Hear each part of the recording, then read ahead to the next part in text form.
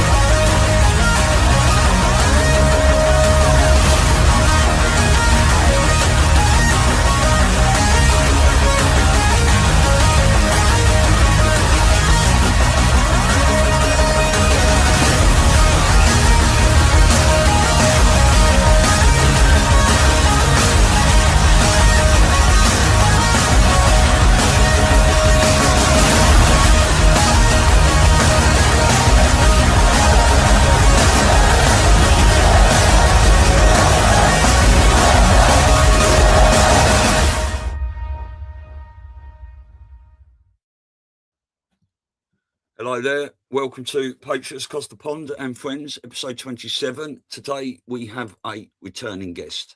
Larry Ballard was one of our first guests, new show, Patriots Across the Pond. And I saw Larry doing an interview with Nino a couple of days ago, and I just thought it was really important information. And I spoke to Elisa, and we've got Larry back on, so we're going to go through a few things now. Larry, how are you, sir? I'm great, Stu. How are you?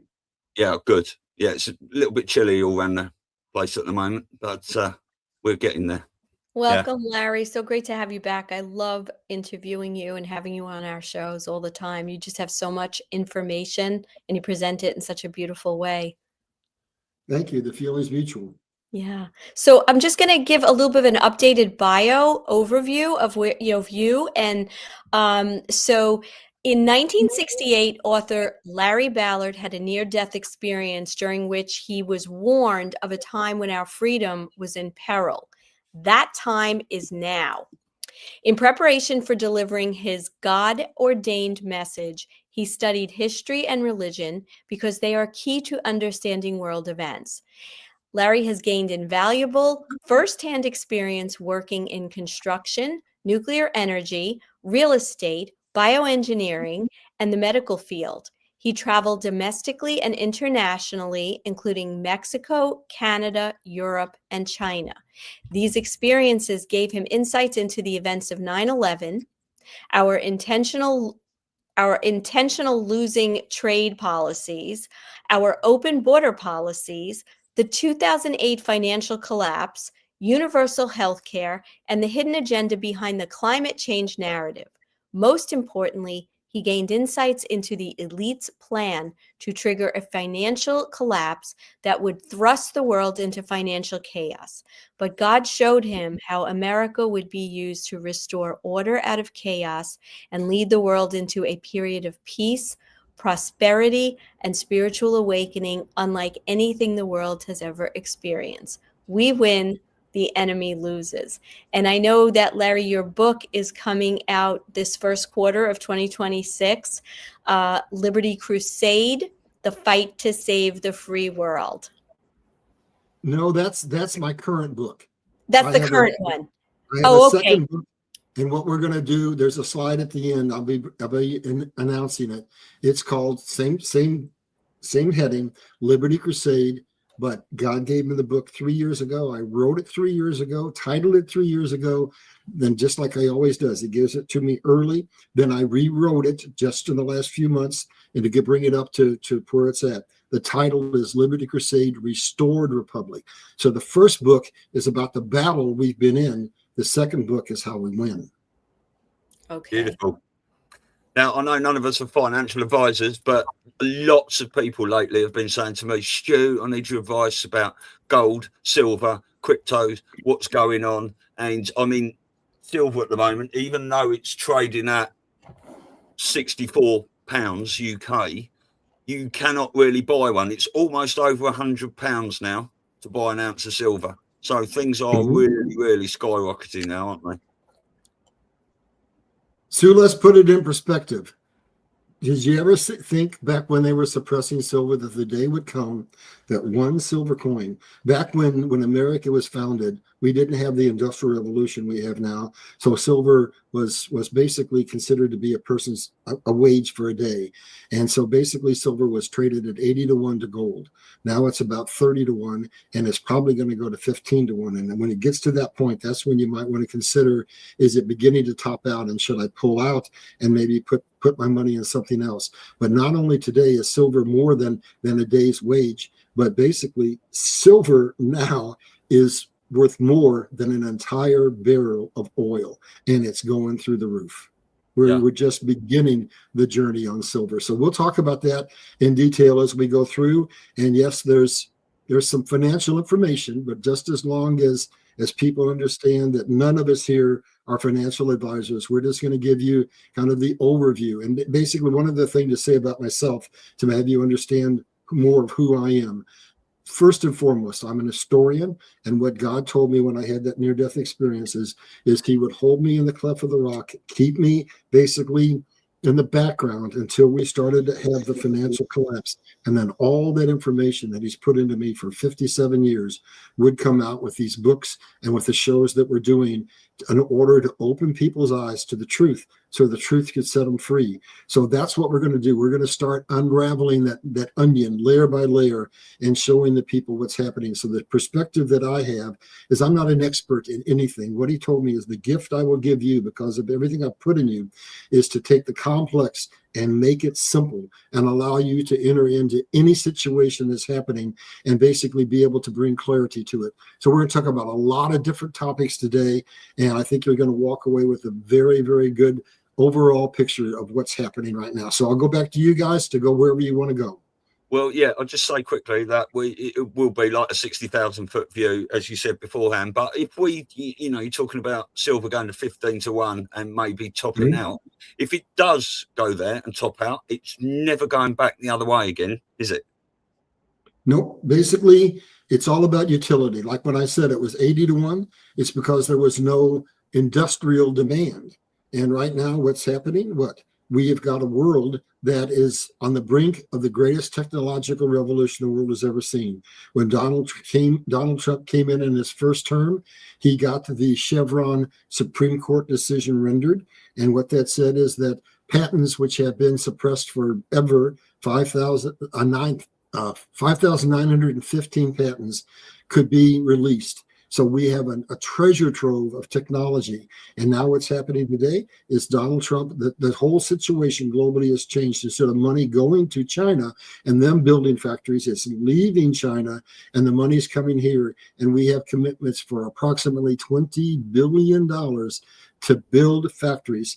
As that happens, then we're going to roll out new technology that's going to absolutely change the world. And all of that is going to have a long-term effect on both silver and copper and other precious metals, because we're entering a position where they can no longer be suppressed, because they are now strategic weapons in order to control the world. And so basically, silver is going to go up and up and up until we reach the point where the industrial demand says we can't absorb any more cost without going out of business. I don't know where that's going to be, but here's what you need to know. Copper is also going to go up, because as he builds all these factories, you got to have copper for wiring and copper for pipes. And so why I said that I'm combining silver and I'm combining copper is because most of the silver in the world isn't coming out of what they call primary mines, where they're mining just for silver. They're mining for copper and for other minerals, and silver is a byproduct. But if both copper and silver are rising, then that means that there are mines out there that are able to come back online. But we need to get silver up to around $300 to allow that to happen. Back to you, Lisa. Yeah.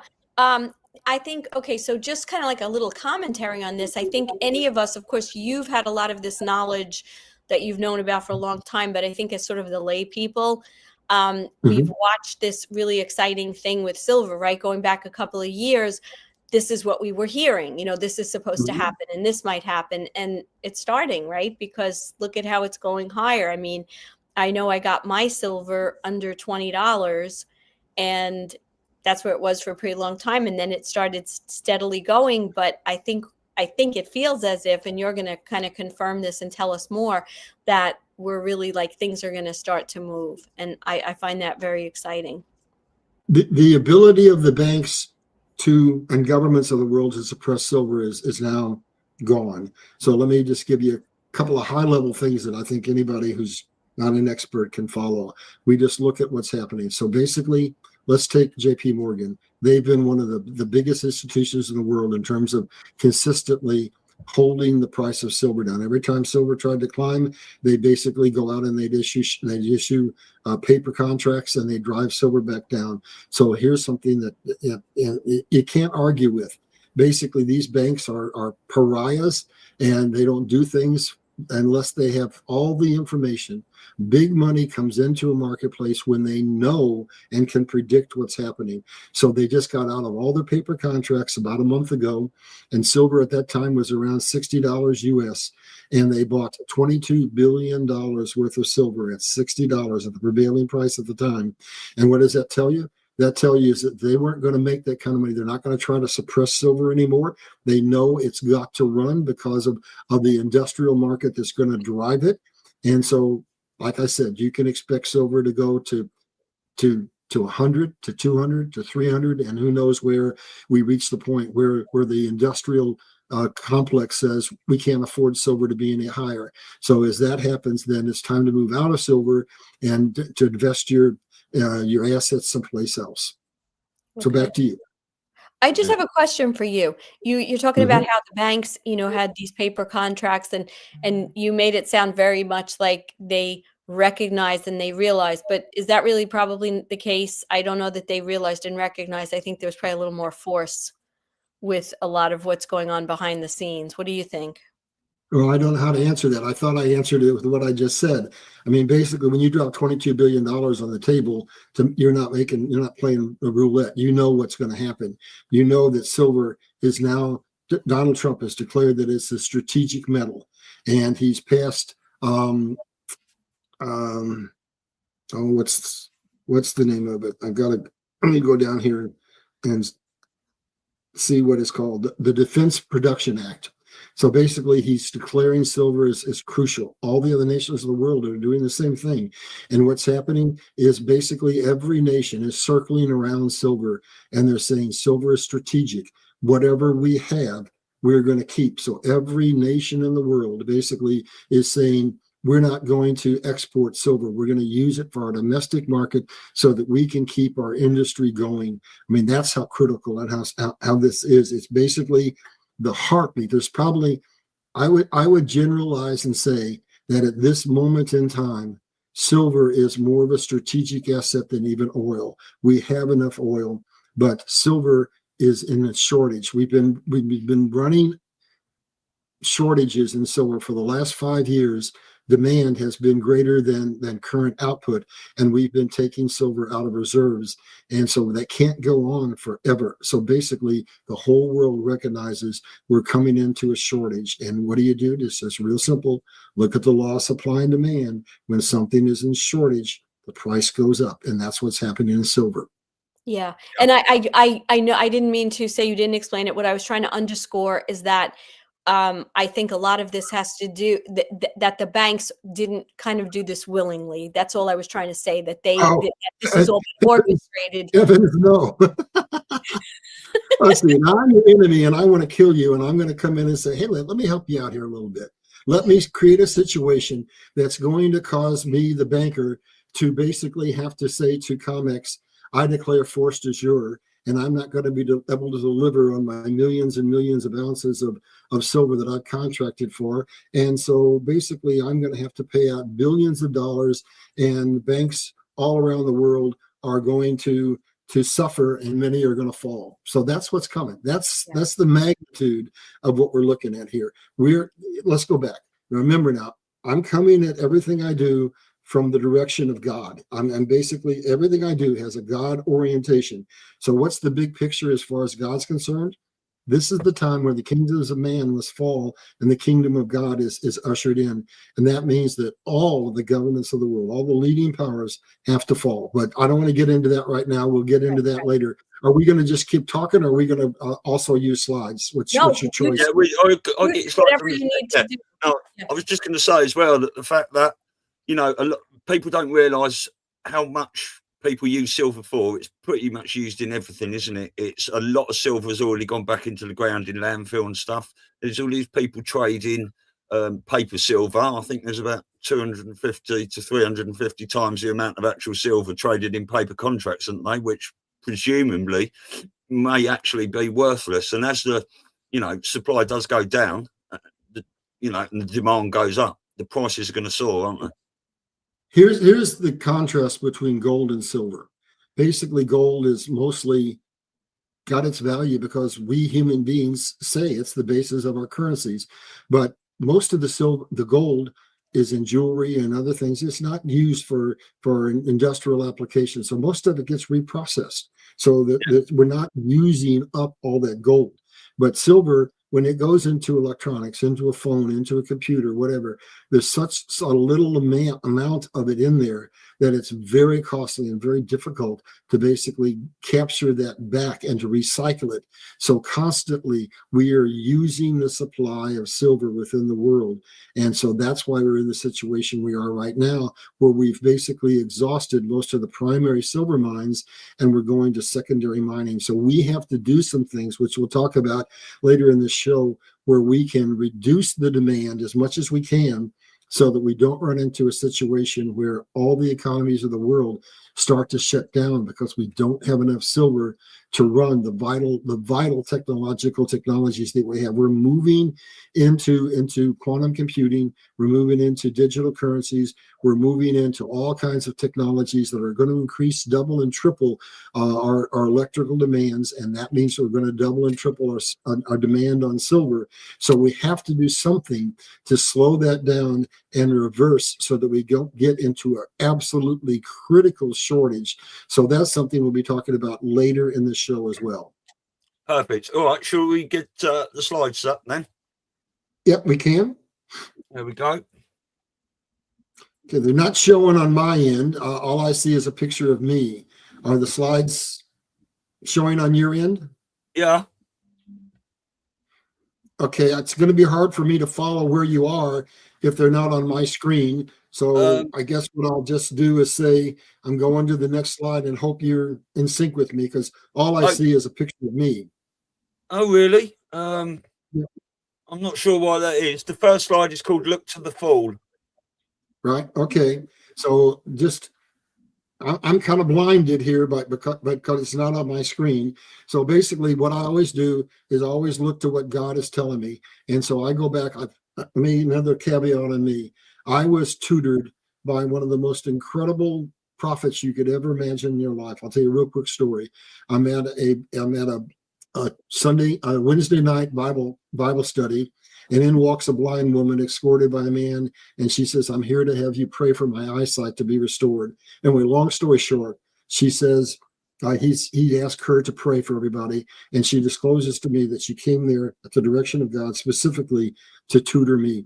So she tutored me for several years until she died. So I'm very, very much involved in prophecy and in the Old Testament. So with that, I look to prophets, and I think the most amazing prophet in current times is King Clement.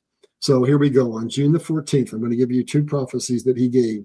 And he said the following: a rendering is coming in the fall. Many will fall and many will rise from the dust. But remember, when those tremors and when those tumultuous moments happen, here it is, I will make it so the fall can do the work in America. So what we're seeing is we're seeing chaos in every nation of the world. I'm not going to get into it now because I've got a slide where we're going to have a kind of open conversation on what exactly is happening worldwide. But remember, he's saying that God is on America's side. Then the next one on the same day, June 14th, 2014, and it says Hypnotic November and Christmas. And it says, Winner will say, I will make them happy, and I have chosen each season to manifest something. My will shall be done. So if we look at what's happening, we had crazy weather going on everywhere, and we have governments collapsing, and we have things that are just happening all over the world. And so what I believe is that this is the beginning of the fulfillment of those two prophecies. People have been saying for years, oh, Kemp, he got it wrong. No, he didn't. Look at what's happening in Venezuela. Venezuela is basically toppling. And when we get into the slide where we do the geopolitical overview, you'll understand that governments are falling, exposure is happening, and 107 keeps singing all the time, it's not over yet. And so what's he talking about? He's talking about the disclosure of the 2020 election. And with that, the election fraud that was propagated by Venezuela on 72 nations. So when we expose that, which is all beginning to come out, then what's going to happen is governments around the world are going to fall. And with what's happening with silver, banks around the world are going to fall. And basically, if you go back and look as far as 3 or 4 years back, there have been astronomical numbers of CEOs that have stepped down. We're going to see that there's going to be a lot of politicians that are going to say, I'm not running again. But basically, we're just getting ready to pull the trigger on full disclosure about all the election fraud in the world. And that's going to trigger governments around the world to fall. But I don't want to get into it in detail until we go to this next slide. So if you can bring up the slide that shows everything that can shake will be shaken, geopolitical realignment, then we'll just stay on that for a while. We'll probably spend more time on this slide than any other, and we'll analyze what's happening around the world. So do you have that up? Yes. Okay. So I'll start, and then you guys chime in. So I think everybody knows what just happened in Venezuela. Madura's been taken, and I'm going to bring in something that people might not be aware of. There's several nations in the Western Hemisphere that we have to free so that they can have sovereign nations. There's a geopolitical realignment happening from west to east. Basically, Asia is waking up, and there's a lot of things happening. America understands now that we have to get control of the Western Hemisphere in order to protect our interests. And so Trump is coming in and basically reinstating the Monroe Doctrine that says that this is our hemisphere. China, you can kindly leave. Russia, you can kindly leave, and we're getting control. So as you look at that picture, I'm going to kind of go to the center graphic, and I'm going to lay out the big picture, and then we can go on and talk about the individuals. If we go back in history and we look at how England became the nation upon which the sun never set, it was by controlling all the seaports, what they called gateways. So as we look at that picture, we look over to the northwest, and we see Alaska. That's our buffer for Russia on the west. If we look over to the east, we see Greenland. That's our buffer. That's our gateway for the east over to Asia. And then we go down, and things are changing down at the Panama Canal. In the last few days, they've got a bridge that goes across the Bridge of America. And the first thing you see when you walk across it is this great big structure announcing the beauty of China. Well, they're bulldozing it as we speak. America is about to get back control of the Panama Canal. And then we go down, and that's our third gateway. Then we go down to the tip of South America, and something very interesting has just happened. You've got Argentina, and just a few weeks ago, we did a currency swap because their bond market was collapsing, and they've just now paid us back. So we have a very, very happy friend in Argentina, which means we control the north, south, east, central, and southern portion of the hemisphere. We control all the gateways for our hemisphere. That is crucial to America. So let me stop before we go into the individual nations and let you guys chime in, and let's just stay on this for a while and have a general geopolitical, global, and a high-level view of what's happening in the world. So do you two want to chime in, and then I'll follow in after the two of you? That gives us kind of an opening, and then we need to look at, before I turn it to you, we need to look at what's happening in Canada. We need to look at what's happening in these particular nations in the Southern Hemisphere. So we know what's happening in Venezuela. We just had notification that Colombia, which is another target, is looking to capitulate. And then we've got to get control of Mexico, and we've got to get control and disclose that the election in Brazil was stolen. Those are the keys to the to the southern hemisphere, starting from Mexico all the way down through Latin America and South America. And then we got to go to Canada, and we know what's happening there, where now 6 different provinces are saying to Ottawa, you have bled us dry. We are now looking to open up our natural resources, and we want to be in partnership with America. I don't know if it's just a leverage to negotiate their position or if they're really likely to become part of the United States. But basically, our north and south borders are both going to be freed, and the whole Western Hemisphere is going to become under American control, and the cartels are going to be taken out. As Trump said, he has declared all the cartels to be terrorists, giving him the ability to go with wherever he wants to go to wipe them out. And as the cartels are taken out, then those nations are going to have sovereign governments again. So back to you guys. Let me shut up, and you guys go wherever you want to go with this. That gives us the overview. I'm perfectly okay with moving on, but I do have a question. Carol Maureen just asked, what about Costa Rica? How does that fit into any of this plan with these countries? I haven't come across anything in my research yet, but I would say this. I would say that any nation in this hemisphere that represents a threat to Donald Trump's goals are going to be put under pressure. His goal is to basically put the American control over all of the Western Hemisphere. And what it comes down to is we cannot prosper if we have a Canada, which, remember, Canada is a crown corporation. I don't care what you think. Canada is not our friend. And if we look at Mexico, everything came up from South America through Latin America, through Mexico, across our border. Every nation that those illegal immigrants crossed were basically doing something against the best interest of America. It basically, the goal was to do to America what they did to Europe, where they flooded Europe with millions of Muslims and imposed Sharia law and are basically collapsing Europe. So that was the goal here, to collapse it with all these millions of people. So anything that keeps the cartels in control, that allows that stream of drugs and human trafficking to flow, is going to be stopped. We are going to get control over the entire Western Hemisphere, and we're going to create a situation where, as America prospers, those nations prosper as well. Okay. Beautiful. Yeah, no questions for me at the moment, Larry. I'm just really interested listening. So you crack on and just tell me when you need the slides moved. All right, then I'm just going to make a real quick statement. Those who are paying any attention to the world know that basically, starting with when we bombed the nuclear facilities in Iran, that government began a slow collapse, and it's now just about ready to collapse. And Donald Trump has said, I'm locked and loaded. I'll do whatever I need to do. So I think you're going to see very, very soon that Iran is going to be freed. And over in Russia, people don't really realize how bad things are. They're in real trouble.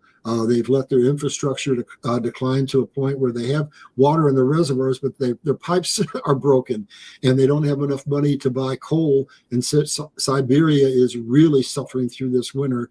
And basically, they've made the mistake that the Dutch made. The Dutch were at one point the world's reserve currency. Then it went to the Spanish, and then it went to Britain, and then it went to the United States. Well, both Spain and the Dutch made a mistake.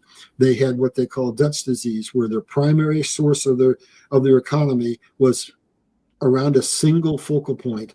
And so America is highly diversified, but because of that, Russia is in a position where most of their economy is on oil and gas.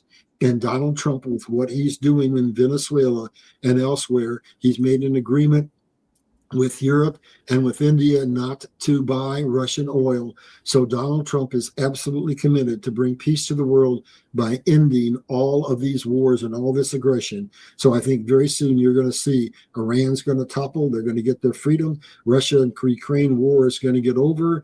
And there's a lot of people who are blustering about China attacking Taiwan. Personal opinion, not fact. I don't believe it's going to happen, because I believe that Japan has reared its head and said, be careful, we're more powerful than you think we are. And I don't think in the chaos that's happening in China, they are bleeding out in any number of different ways.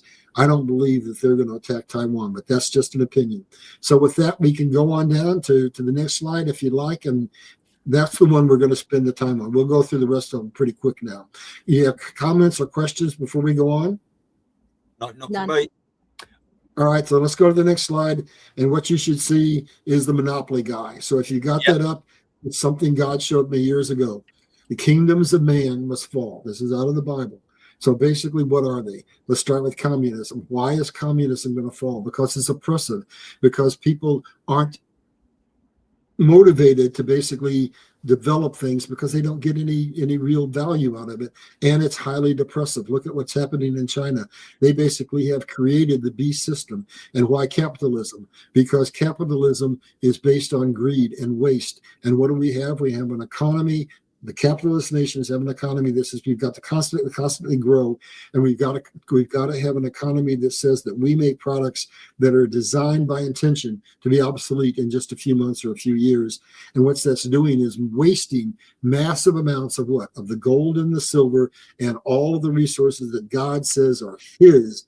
And so what's going to happen is we're going to have a situation where the kingdoms of man, capitalism and communism, are going to fall. And if we go to the next slide, we're going to walk into exactly what God has ordained and how that fall is going to be precipitated.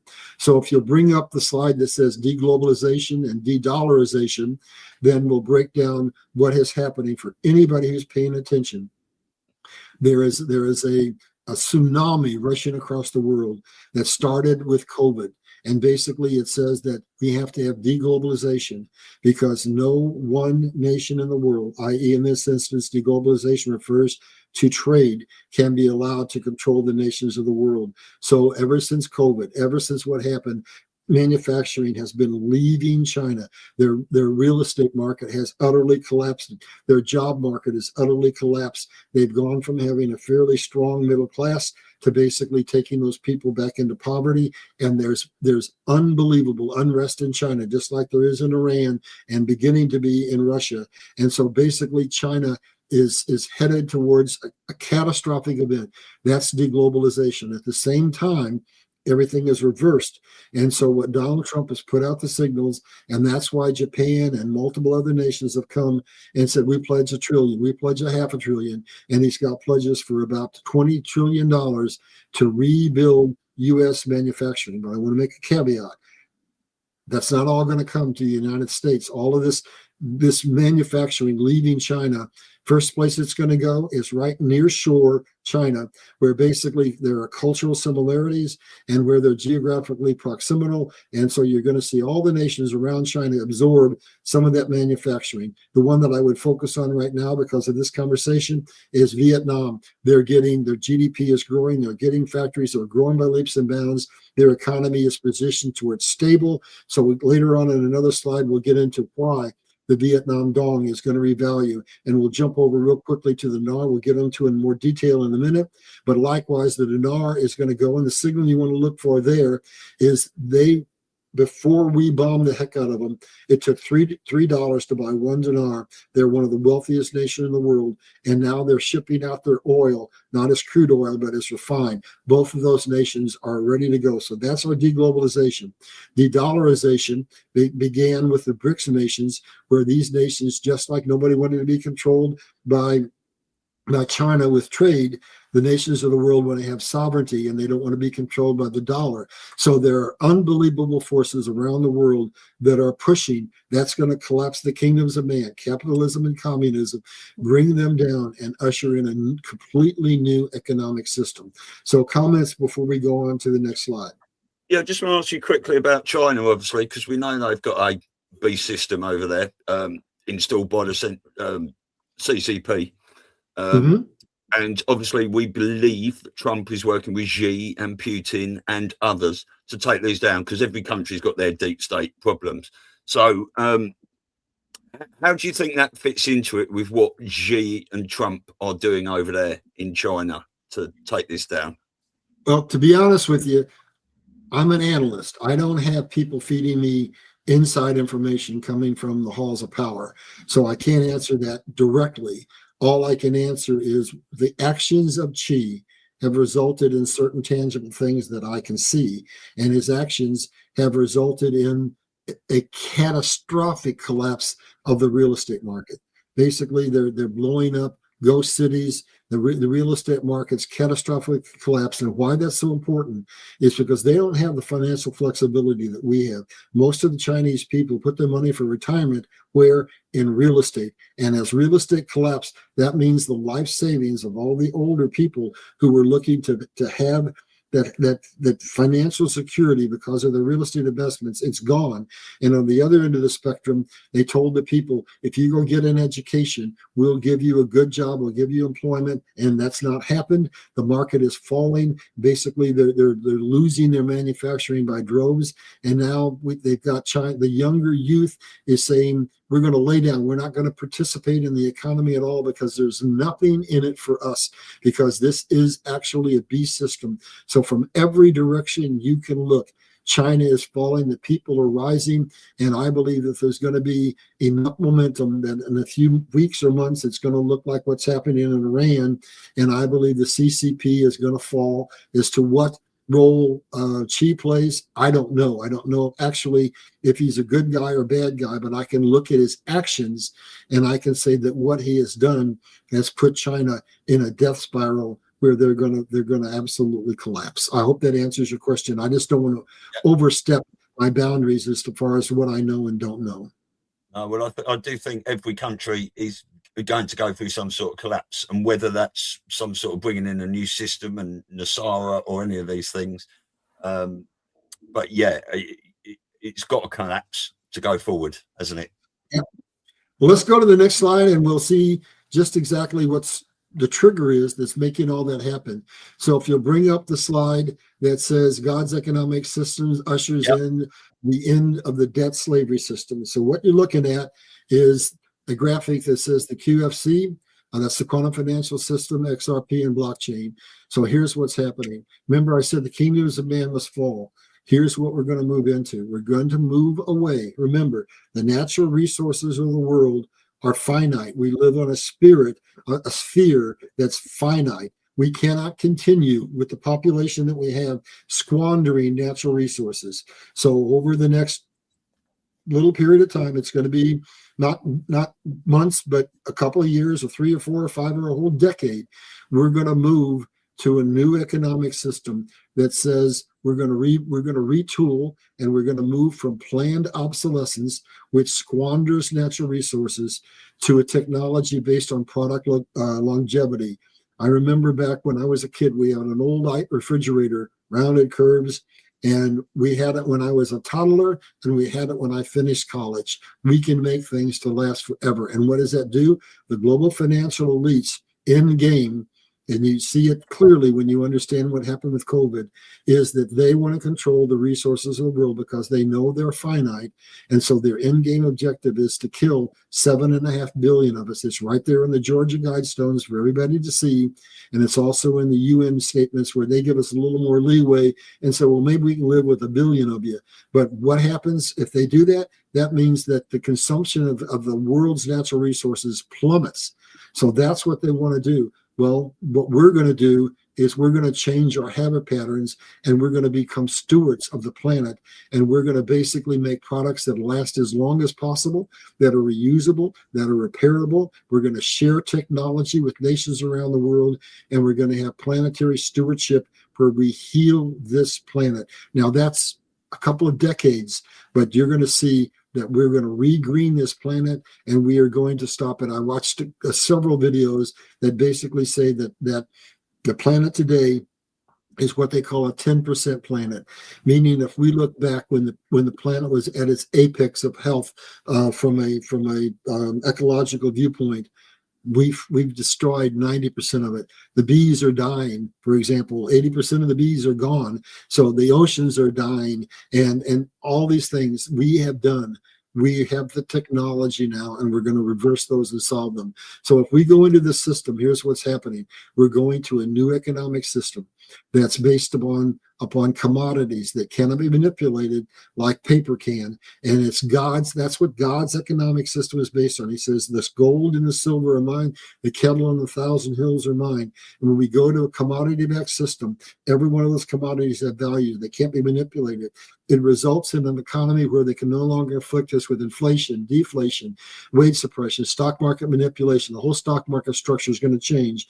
We'll end boom-bust cycles where they can orchestrate the 29 crash and the 08 collapse and what they're clashing now. Our national consumer debt is going to be wiped out. Basically, the debt of the world is going to go through a metamorphosis, and we're going to have poverty and division that basically are removed. We're going to have the whole world is going to go through a metamorphosis, and we're going to come to a situation where it parallels what happened in the United States following the Civil War. This is the initiation. God always gives us a foreshadow. So for those who are not historians, God led the world into a very, very profitable situation. What happened is we came out of the Civil War. We declared bankruptcy. We put a 50% tariff on China. Does that sound like what Trump is doing? Not China, on England. That sound like what Trump is doing now? That made it so we couldn't afford English goods. And so we developed the Transcontinental Railroad. We developed the assembly line. We developed the automobile, the telephone, on and on and on. And we basically birthed the Industrial Revolution and shared it with the world. So what's Trump doing now? He put tariffs on China. He got the Chevron deal passed, saying we're going to get access to massive technological revolution. And if you really understand what happens in a logistics chain, the most important cost of any product you buy, I don't care if it's a car, if it's a television, whatever it is in the energy it takes to mine it, to manufacture it, to distribute it. And what we're going to see was these technologies come out and we get out from under the inefficient Green New Deal is we're going to see that the cost of everything going forward is going to drop by probably 50% or more because of the energy cost that is going to affect the overall cost. So we're moving in some incredible directions. Let's stop and see if you got questions or comments before we go to the next slide. I'm okay for a minute. Elisa? I'm good too. Right, next All right, slide. well, then let's go to the next one. I'm not going to spend much time on this one. It's just to point out the Defense Production Act. The banks are going to start to fail. The COMEX contracts come up at the end of March, and when that happens, they're going to have to declare force majeure, and the banks are going to have to pay out billions of dollars, and it's going to cause, I don't know what banks, I can't predict that. I don't know what their ledgers are, but we're going to see major bank failures in the United States and around the world. And with what everything is happening right now with the squeezes on silver, as I said, nations are protecting their silver so that they can basically have silver for manufacturing. So Donald Trump has declared the Defense Production Act, which is going to give him the ability to control not only the silver supply, but like we did in World War II, he will be able to orchestrate the retooling of certain manufacturing industries as is needed. So the implications are that we're going to go into a situation where the world's governments are going to take control of the strategic asset, especially silver. And the implications are that we're going to recognize that silver truly is a crucial material for the running of any technological society. The end of silver price suppression is here right now. It's going to go up until industry says we surrender, we can't afford a higher price. And we're going to decouple from the paper market in silver. And the BRICS alliance is going to put pressure on de-dollarization, where the movement of trade out of China is putting a pressure on China. So the whole world is moving to de-dollarization, deglobalization, and basically that's going to share the power with all the nations of the world.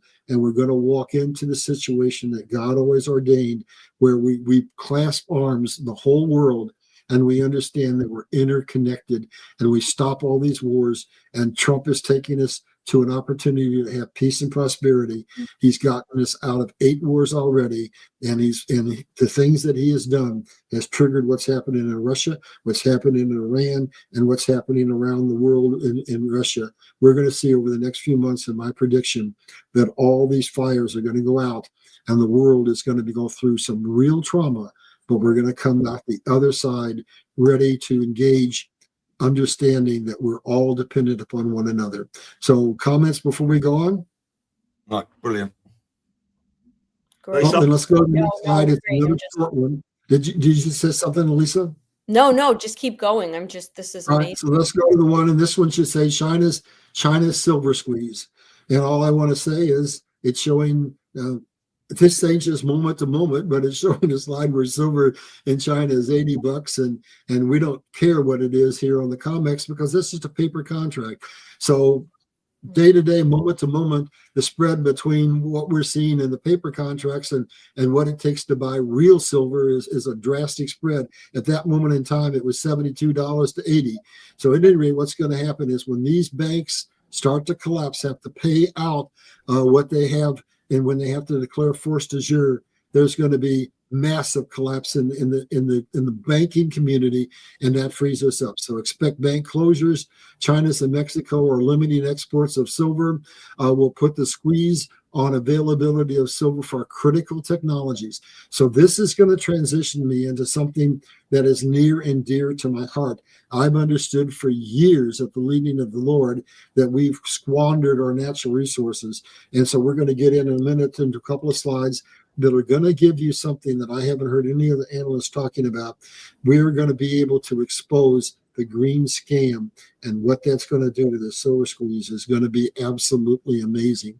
So let me let you have an opportunity to comment, and if not, we'll go to the next slide, and we'll begin to go down the journey that takes us to understanding that aspect of the silver squeeze. Shall we go on? Demand is rising and output is declining next. Yep, so this is the silver doom loop. So I'm going to take you back in history because everything I do always starts either with the Bible or with history. So we're going back and we're going to 2016. Silver production peaked.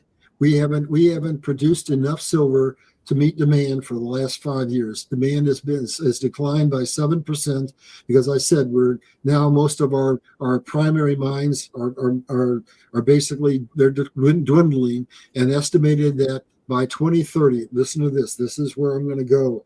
That by 2030, silver supply will meet only 62 to 70% of global demand.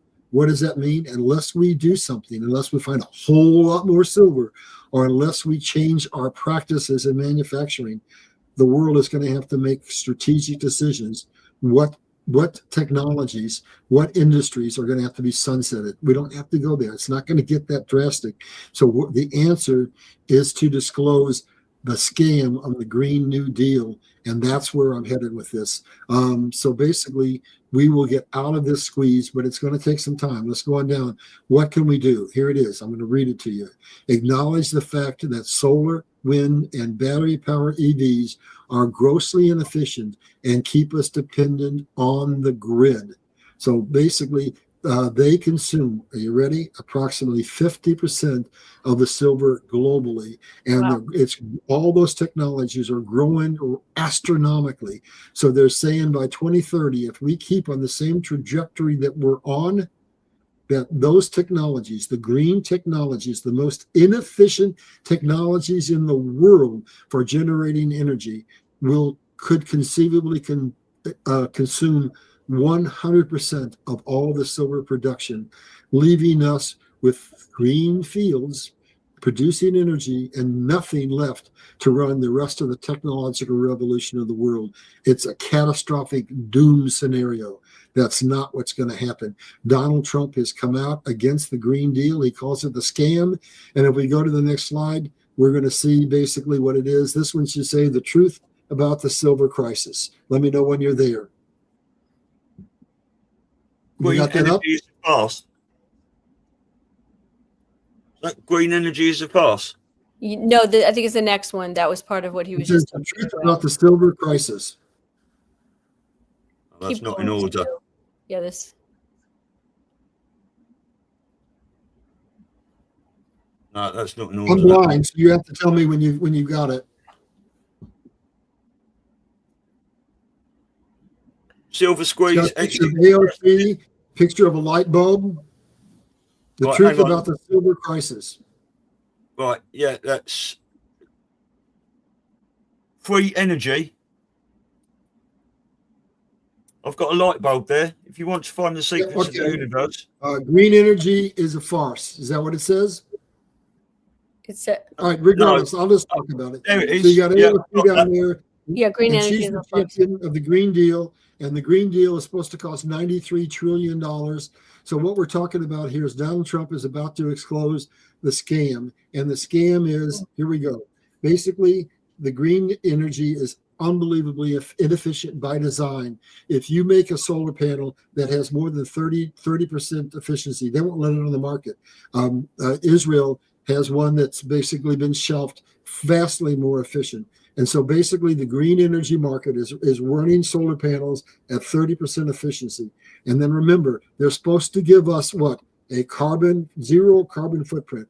Well, guess what? Those batteries, those battery powered EVs, they're connected to the grid. The windmills are connected to the grid. The solar panels are connected to the grid. So that's a lie from the very beginning, because everything is still connected to the grid with those energies. And then what happens is you've got to transmit them from the point of origin, from the solar panels in the fields, from the windmills, from the batteries. It all has to go back to the grid, and it has to be transferred on lines to the consumer. And in that process, 60% of that energy is lost. So we've got a technology that has 30% efficiency that loses 60% of that in transmission.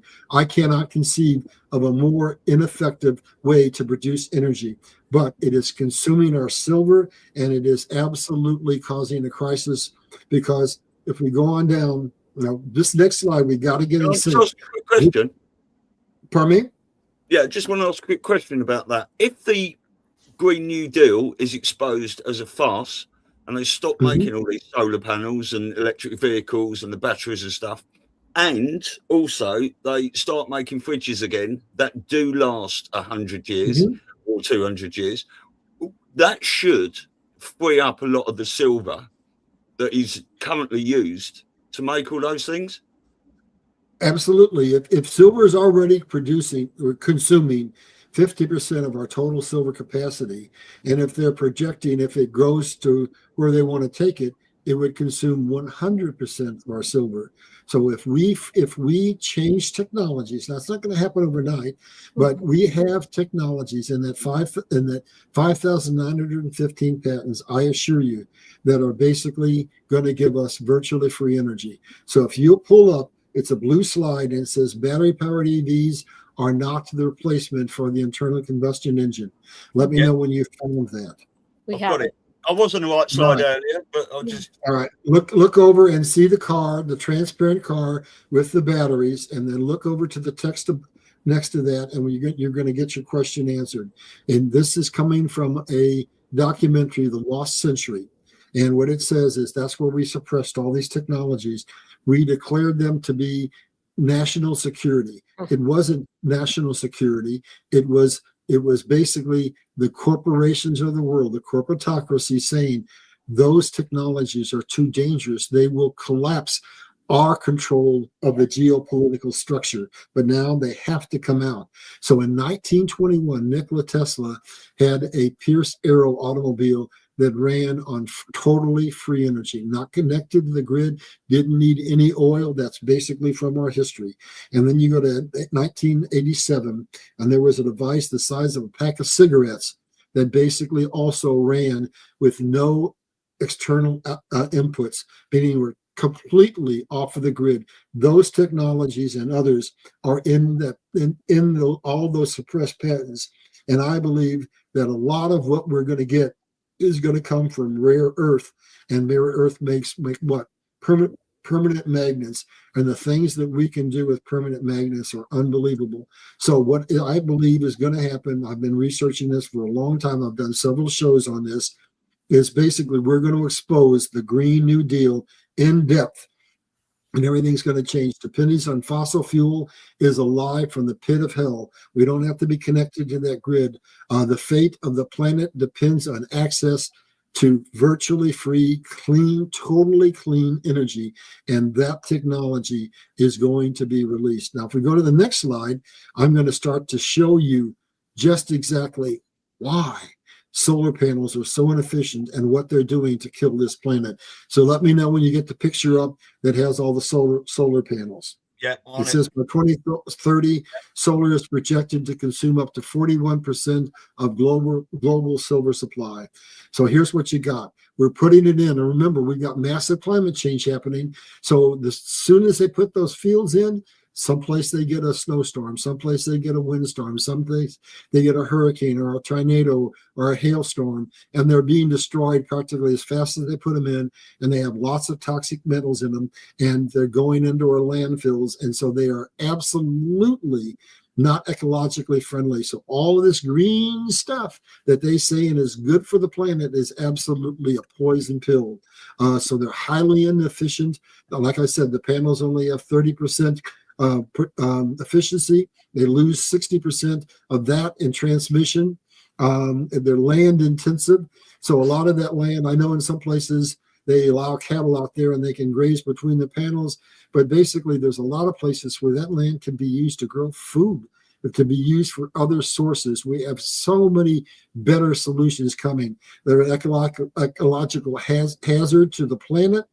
And basically, we're going to expose it all, and we're going to get out from under not only solar panels, but wind and the batteries as well. So I'm going to stop with each slide and give you an opportunity to comment before we go on. So comments on that before we go to the slide on wind. Yeah, I'm just struck by, first of all, that photo is very powerful, but I'm struck by that, wow, 150 million ounces of silver. That's what we're talking about for these, for what's being used for this particular source of energy. Mm-hmm. Wow, that's crazy. We can't afford to keep squandering the most quintessential asset on the planet. As we go into this revolution, this revolution with new technologies, silver is going to be more important than oil, because guess what's going to happen? We have to have oil, but I'm going to break into some slides that shows that I've got prepared for the future.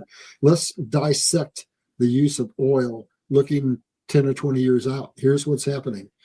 Basically, the consumption and demand for oil as we go to cars that are totally off the grid, that are running by magnets or running by some other virtually free technology.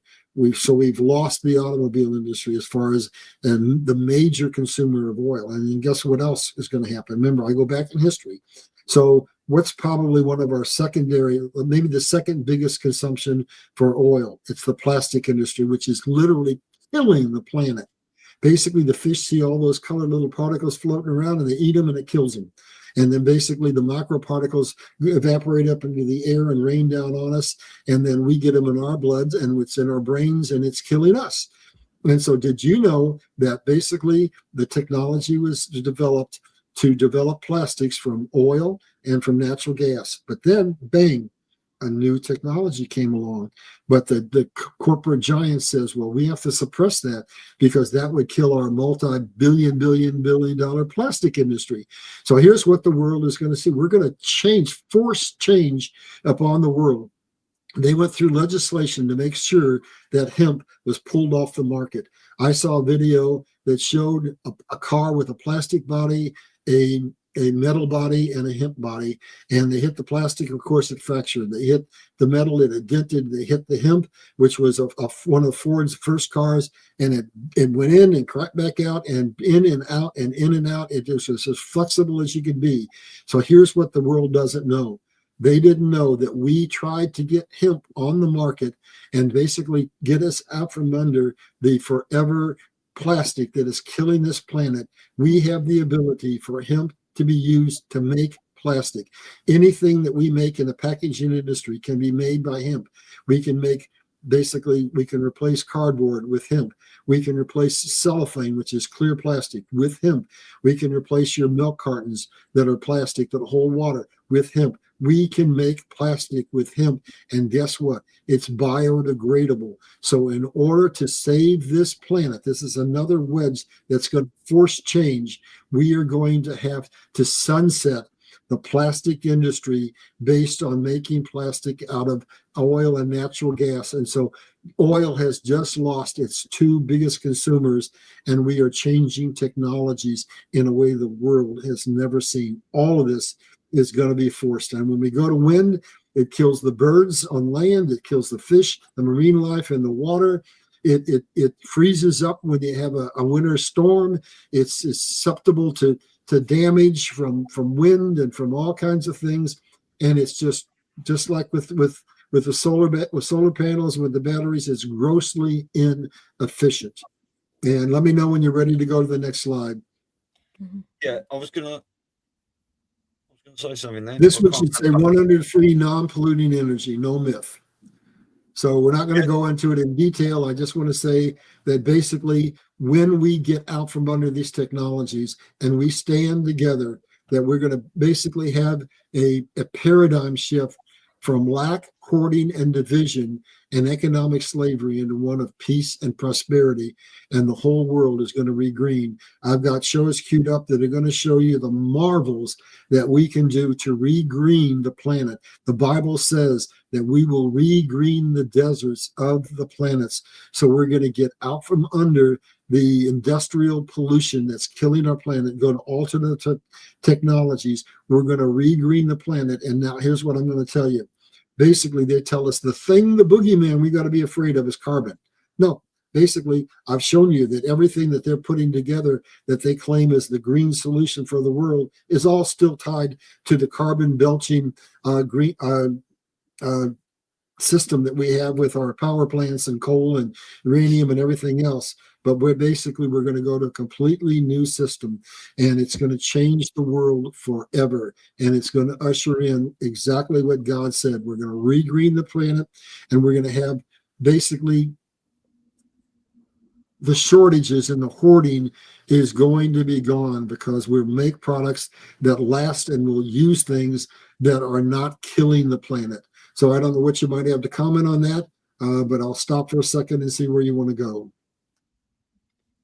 No, I mean, I read a very brilliant article a long time ago, and I think it was in the Illuminati News or something like that was the title of it, but about the real reason hemp was banned, because they used to make everything out of it. It's got such good heat resistance qualities, and, you know, everything you've just said there, it's amazing. But just going back to a previous slide, I find it staggering that solar panels with an efficiency more than 30% are pulled off the market. That's incredible. Remember, they want to collapse the market. They want to collapse the global market, all the governments of the world. And the next slide that I've already pulled up on my end tells you why. All the nations are controlled by the one world government. It's an illusion to think that China, America, Iran, Russia are autonomous sovereign nations. We're all controlled by the global financial banking system, by the fiat currency, by the banker gangsters that got control of the world during the colonial empire, where they controlled all the assets of the world for 300 years. And now they've decided that there's a threat against those natural resources. And so I'm going to read this next slide that I'm on. And basically says their stated intention is to exterminate 7 billion of us useless eaters, because we are consuming too many of what they consider to be their natural resources. So that's why they've suppressed all those patents. And now, to save the world, God is going to bring those governments down. He's going to allow the governments of the world to have sovereignty, and for all of us to come together and to understand what it says in the Bible. In the Bible, Christ was asked, Master, what is the most important scripture in the Bible? To love the Lord thy God with all thy heart and all thy soul. And the second is unto that, to love thy neighbor as thyself. And we're about to find out that the problems that are facing the world are so severe that unless we come together in unity as one nation under God, that means all the nations of the world are cooperating, sharing technology, and basically solving the problems, because no one nation, say America, decides to solve the oil crisis or to solve the plastic crisis or whatever. It's going to take unity with all the nations of the world focusing on the things that need to be done to clean up the planet, to provide us the requisite energy we need, and basically to change the world.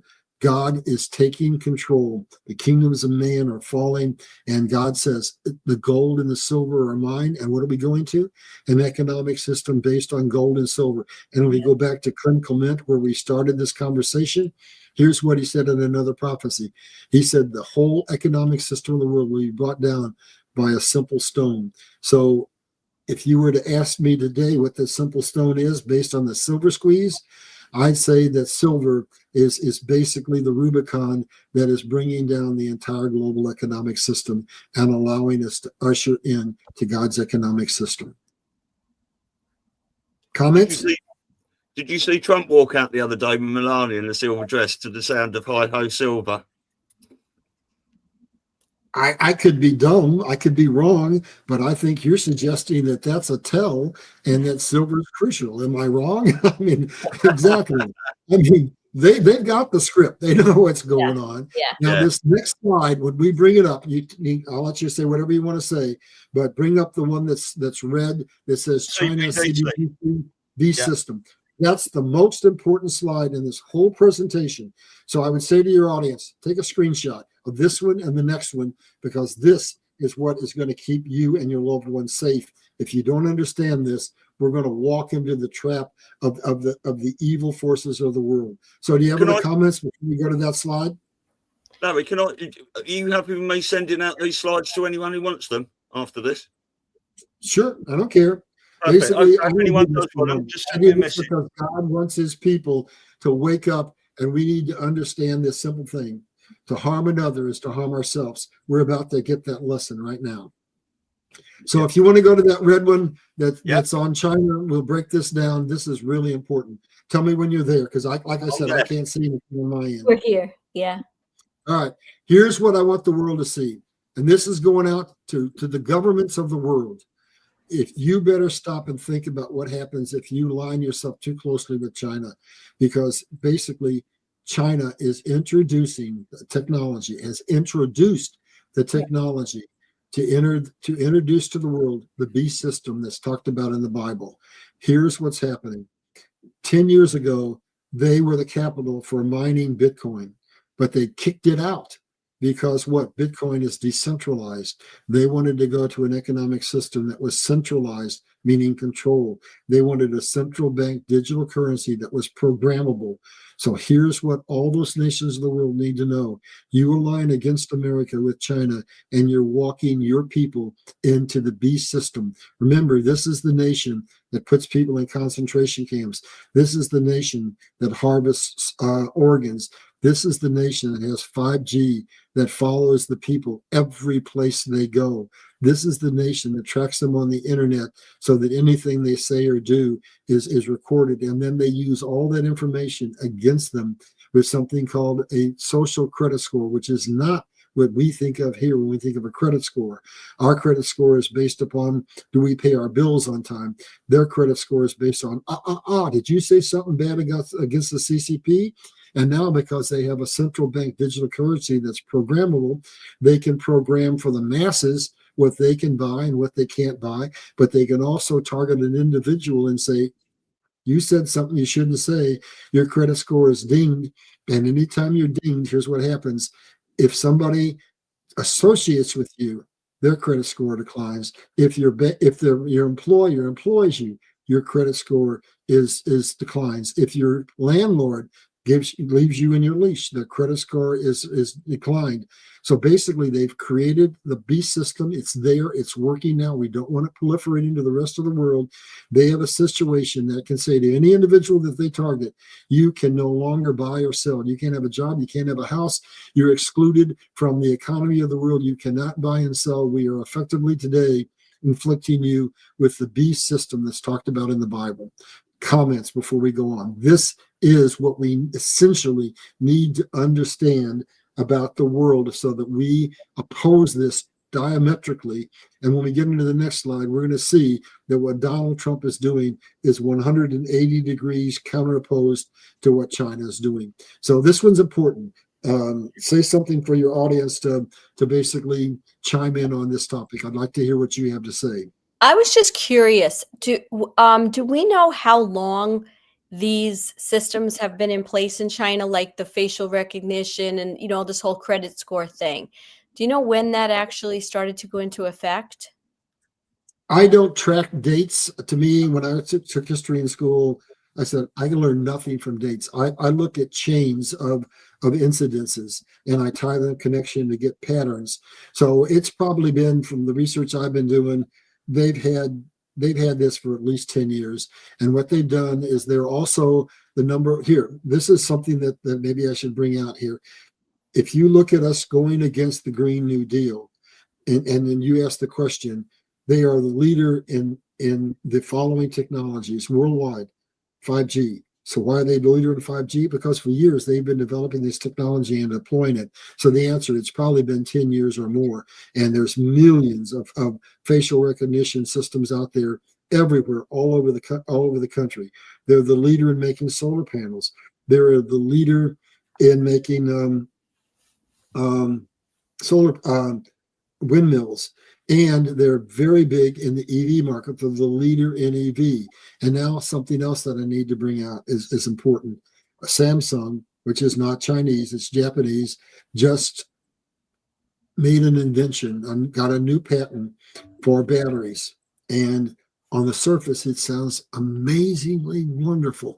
Basically, the lithium battery is inefficient because it has to be charged slowly, and it has only about a 300-mile range. And eventually, it gets these spikes in it that puncture the casing of the battery. And that's where we have these fires in the Samsung phones and the fire in the Tesla cars. Well, they've invented a technology, a solid-state battery, no liquid, immune to the fires, immune to all the problems that the lithium batteries have. And it's basically because they put massive amounts of silver in it, way, way more than we put in the normal batteries. Well, with what we're facing, we have to, I hope, be able to keep that technology from coming out, because it's going to drive the EV market in the wrong direction, and it's going to consume even more silver. So I know that's a little early, but I hope that the world wakes up and recognizes the danger of that technology, and that we're able to push out technologies that are far more effective and use much, much less silver. So at any rate, the answer to your question is probably at least 10 years. So they control all those markets. So think about this. They're already bleeding. Their manufacturing is leaving. They've overproduced. They're losing control of steel and other technologies. But basically, if they start to rupture for their batteries, for their solar panels, for their 5G, for their windmills, my goodness gracious, look at the dent in their economy that just happened. China is falling, period. So shall we go on, or do you want to make some more comments on this before we go to the next one? No, you could go on. All right, let's go to the next one. And this is sort of the salvation that gives the world a choice from the beast system. We can elect for something better. And that is basically when China kicked Bitcoin out, Trump said, we're going to be the Bitcoin capital of the world. We're going to be the crypto capital of the world. And now I need to digress before I get deep into this slide into something else that goes back in history. I want to share with you why this collapse is so global, why it's so different from anything that's ever happened before. Here's what happens in history. You've got a superpower. You've got a nation that's the world's reserve currency. It gets in trouble. And basically, there's always another superpower out there that just steps in and fills the void. And it's just a transition from one country to another. No, that's not happening this time. China's in trouble. Russia's in trouble. Iran's in trouble. America's in trouble. All the nations of the world are basically going through a metamorphosis. And everything is going to change. And then the other thing that's different is every collapse was triggered by one single thing. It was the stock market, or it was real estate, or it was bonds. It was one thing. This is going to be an everything collapse, where basically you're going to get the real estate collapse, the stock market collapse, the bond market collapse, because God has to collapse everything in order to have that total transition to the new economic system that he's bringing out. And then there's one other thing that's drastically different from any other collapse we've ever had. We've been controlled by the global financial elite. They control the nations of the world. And they put us into this debt trap. And what they do is that when things happen and we get to the point that we can't afford to buy anything again, they allow the system to collapse. Then they make no effort to change it. They just take your gold and your silver and whatever and say, now we're backed by something tangible, and the process begins over again. But what Donald Trump is doing is something drastically different. He is creating a soft land for the U.S. economy, landing. Here's what he's doing. There's a two-part piece to what Donald Trump is orchestrating for the world. He is basically coming in and saying, here's my strategy, and it's drastically different than what China is doing. We're going to come in and we're going to raise the price of gold. This is all in legislation that he's put on the books. We're going to raise gold to $20,000. We're going to acquire through if you follow what's been being shown right before you, as we went around with the capitulation tour all over the world, the Bitcoin reserve that we have had, that's now part of our strategic reserve, along with gold, was all through confiscation from the bad guys. And he's basically said, we're going to get 1 million Bitcoin, and then we're going to raise Bitcoin to $1 million. That's going to generate $6.2 trillion for the United States, so that then he can execute a stable coin back to the dollar, which is partially backed by gold, and give confidence back to the dollar, which is now under tremendous pressure. Then he's already declared that he's going to add XRP to that strategic reserve. And for those who don't know what XRP does, when you go under commodity-backed system, you're dealing with gold at thousands of dollars and silver and tankers full of oil. You have to be able to break that down to the smallest possible denomination so that it can be used in the economic system of the world. And that's where XRP comes in. God showed me 3 years ago in one of my early morning visitations. I'm not a prophet. I just get occasional words from God when we're at a tipping point and things are changing. XRP is going to be the world's reserve currency, because as all of these systems of the world collapse, what happens when these banks fail is that basically all the credit dries up, the liquidity dries up. XRP will be initiated to become the liquidity to keep the global markets open, and all the legislation that needed to be passed has been passed. All the bills have been passed. We're out from under the lawsuit, and all the legislation that needs to be passed is passed. Donald Trump just signed another piece of legislation saying that now we can implement XRP. The regulations are put in place, and we've got the ETFs that are come out in the next month or so, and we're going to have the hedge funds pour massive amounts of money into XRP, which is going to give it the liquidity that it needs so that XRP can be triggered at the appropriate time to keep the global economy running. That's what Trump is doing. That's what he's initiating. And so basically that's his strategy to create a soft landing. He wants to avoid the total bankruptcy of the United States and create a soft collapse. That's why he's putting the pressure on the Fed. That's why he's basically lowering the interest rates, because we have a massive amount of our debt that's got to be refinanced soon, and he needs it refinanced at low rates. That's where the world stopped before. They've never gone to where Trump goes after that. And that's his strategy that he's sending out to all the worlds. He's saying basically, we're going to rebuild, and we're going to rebuild quick. We're going to collapse catastrophically fast, and we're going to have a V recovery. And what we're going to do is we're going to release all this locked up technology. We're going to build new factories. The whole world's going to come together, and we're going to basically rebuild out of this debt crisis and wipe out the debt. And that's where we're going to go to something else that I think is too exhaustive to talk about in this. And that's where we're going to have the implementation of Nasara. I'm just going to tell you one thing about Nasara. It's real, folks. And if you want to do a show on it, we can get into the details. But I'm going to just tell you the one thing that tells you Nasara is real. We're going back to the Depression era, and we're going back to a situation where the global bankers are coming against the farmers, and they're taking the farmland. And the farmers got together, and they got to the Supreme Court, and they said, this is not legal. They said, we have an asset in this investment where we have our land in, we have our equipment that's up for stakes. We have a tangible asset in this contract. The banks don't. The banks make their money just by entering a computer system, and they make money out of out of fiat currency, out of nothing. And the Supreme Court decided on the side of the farmers, and that is what put us on this journey for Nasara. So we have the legal footing that says Nasara is real. And so we'll get into that in another show. It's too involved to get into it here. So I'm going to go back to the slide that's on here, and I'm basically going to review it, and then I'll give you guys a chance to comment. Decentralized financial technology based on secure distributed ledgers. That's what we're doing. This is going to be a decentralized system versus the centralized system China has. And what's it going to do? Decentralized. What's that mean? It provides privacy. It provides transparency. It's on blockchain. And now let's stop a minute. That has multiple implications. It means that with that open system that you can see that's transparent, we're not going to have election thefts anymore. We're not going to have money laundering. We're going to have a system that can't be manipulated hardly at all. And it's going to prevent election tampering. It's going to prevent money laundering, transition from digitized, fractionalized system over into a system that can be run in 3 to 6 seconds, that can transfer millions of dollars for a fraction of a penny. All the middlemen are gone. All the control mechanisms are gone. And here's the next part of what Trump's genius is as we go into this, there is a market of about 3 billion people that we are likely going to capture.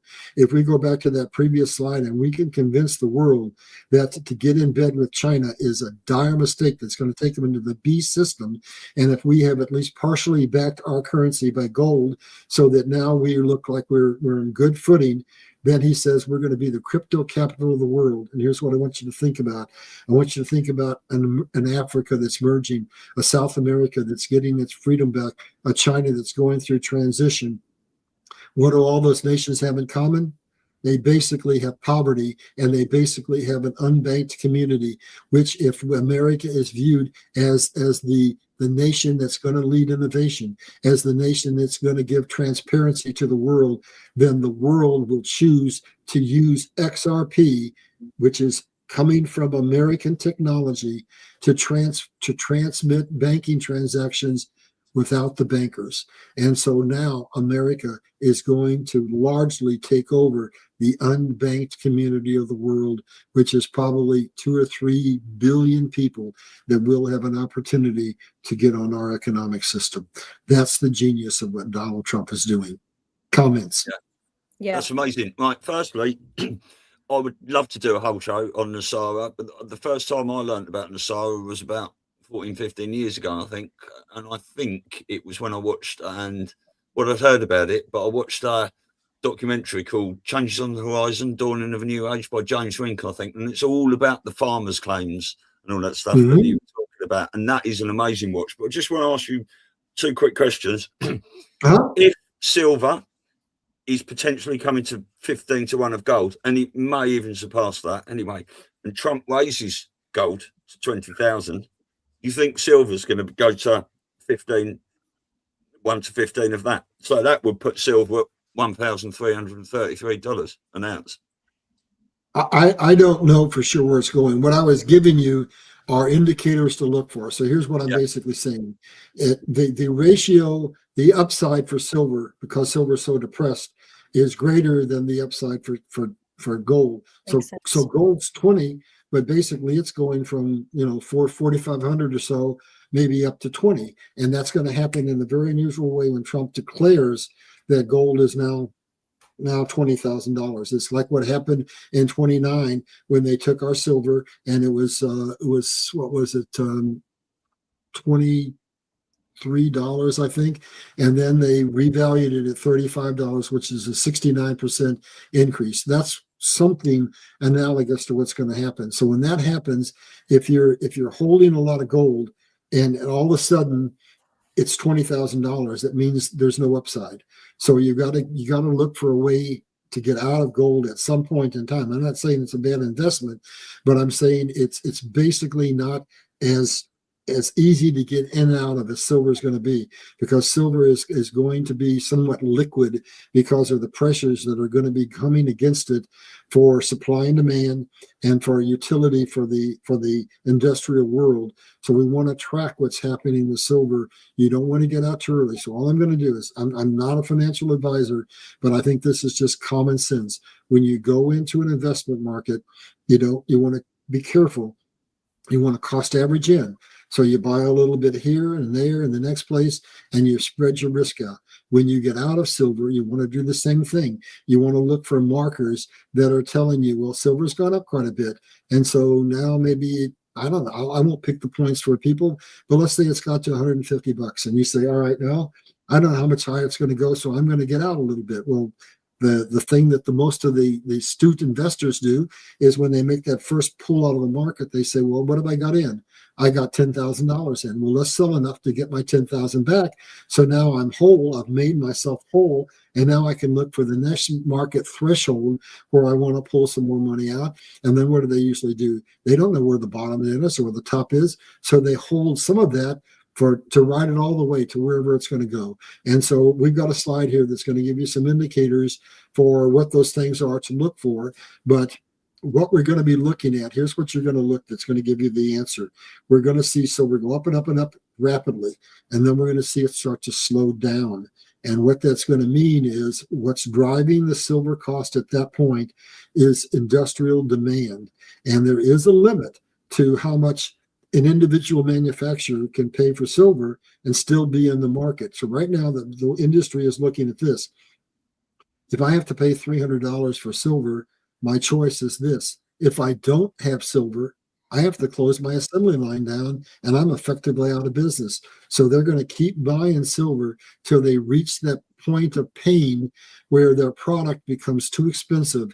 If silver goes any higher, then I don't know where that number is, and it's going to differ from technology to technology. But you're going to be looking for this big boom up in silver, and then gradually for the rises to slow down, where it's going to vacillate up and down, and it's bumping up against that ceiling. That's when you're going to look at taking some of your money out of silver and putting it elsewhere. And so where could you put it? I'll go beyond what I was intending to talk about on this presentation. So here's the places. Let's look at stocks. Here's what you want to know about stocks. Remember, I'm not a financial analyst. I'm just a strategic analyst that uses history and uses the Bible. So what's going to happen is the stock market's going to fall, but we can have an indicator. There's always a touchstone that we can reach out to say, that's what I need to follow. So what happened in 29? The stocks fell from 29 to 33, 90%. But some stocks went off the market, off the boards, never to come back. But others just went down and down and down and then come right back afterwards. So here's the profile of what they were looking at back then. This is not financial advice. This is historical analysis. So what the astute people did is they said, here's what I want to know. In each market segment, who's the undisputed leader? Who's the leader that's powerful enough in that market niche that as others go under, they'll be able to buy their competition. As others lay off people, they'll be able to hire them. They'll have money. They don't have a lot of debt. They make a product that is absolutely essential, that we would call a necessity, or a product that solves something that's critical. Those types of companies don't go under. So if you at some point pull your money out of silver and you identify the companies in the stock market that have that profile that worked in 29, then you've probably got an indication of one of the places you might want to put your money. And then as we look at the geopolitical realignment, where power is shifting to the east, why Donald Trump has to get control of the Western Hemisphere, you're going to see as manufacturing leaves China, it's going to go to predictable places. And you can start to do some analysis to decide, I'm not going to tell you where to go, I'm just going to tell you the indicators. So if you see manufacturing leaving China, where is it logically going to go? Where is it actually going? It's going to nearshoring around China, where the culture is the same, where the geographics are in proximity to China.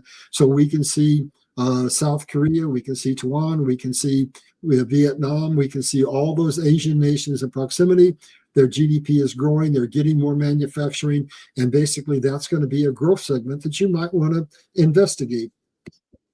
And then the other market that's going to benefit and another type of nearshoring is Mexico, because they got the technology, they got the factories, they're in the American, Mexican, Canadian trade agreement, where if they in fact build factories and they manufacture in America, Trump is giving them the option to say, if you build in America, if you're under that umbrella of that trade agreement, you don't pay tariffs.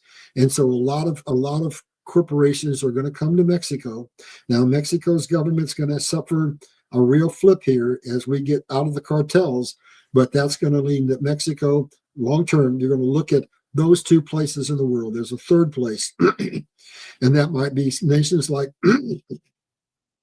Finland or Switzerland that have very little debt, that have some technology where they're absolutely dominant, like Taiwan, where they're dominant in chips.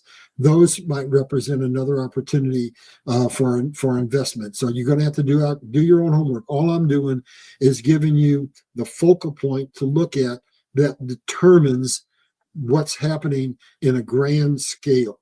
So basically what I'm saying is, in historical terms, the nation that falls the furthest is always the nation that was the reserve currency at the time, because they were allowed to print their money over and above and beyond what any other nation would happen. But it's not going to be catastrophic for America. It's just going to be a reset. And basically what's going to happen, Trump has already said it, all the nations of the world have to come together at a point of parity. And so it was Eisenhower who said, is there any man, is there any woman, is there any child that doesn't understand that lack of financial parity between nations is the central cause of war? So Trump's tamping down the wars. Everything is collapsing. We're going to meet in the middle, where Vietnam's currency is going to go up, the dinar is going to go up. It's going to happen around the world, and that's going to give us a stable trading market for trading among nations. And all that money that's currently held out there, the Nostro and Vostro accounts that are required in order to transfer from francs to dollars or whatever, are not going to be necessary, freeing up all those trillions of dollars, because XRP is going to come in and step in and take over the liquidity. That's what's coming to the world. It's a total, complete 180 degrees counter position from what we find ourselves in today. Let me stop and let you guys make comments. So that's just a big picture. It's not financial advice. It's just common sense analysis as who benefits from what. Yeah. Well, I have a few comments, but one is, we're looking at XRP and we're saying that it's going to be, a major part of this new, financial system. But I would beg to say that I think XRP is already being used in a pretty major way. And we see that by how quickly money now moves from one place to another, just instantaneous, depending on the system you're using. But getting back to this idea of having you on again to talk about Nasara, I mean, and we're not going to get into it, obviously, but almost every point that you've talked about in this presentation is some aspect of Nasara. And it's just like bing, bing, bing. We're just looking at it be implemented without, this big announcement, right? Like we're never going to hear like someone come out and say that. So honestly, this is such great and uplifting information, I believe, for where we already are and going. But the groundwork is there. So yeah, thanks for just going through all this. So remember, XRP and Ripple started its journey in 2013, and it's been adopted by nations all over the world, and it's been run for interbanking transactions for quite a long time.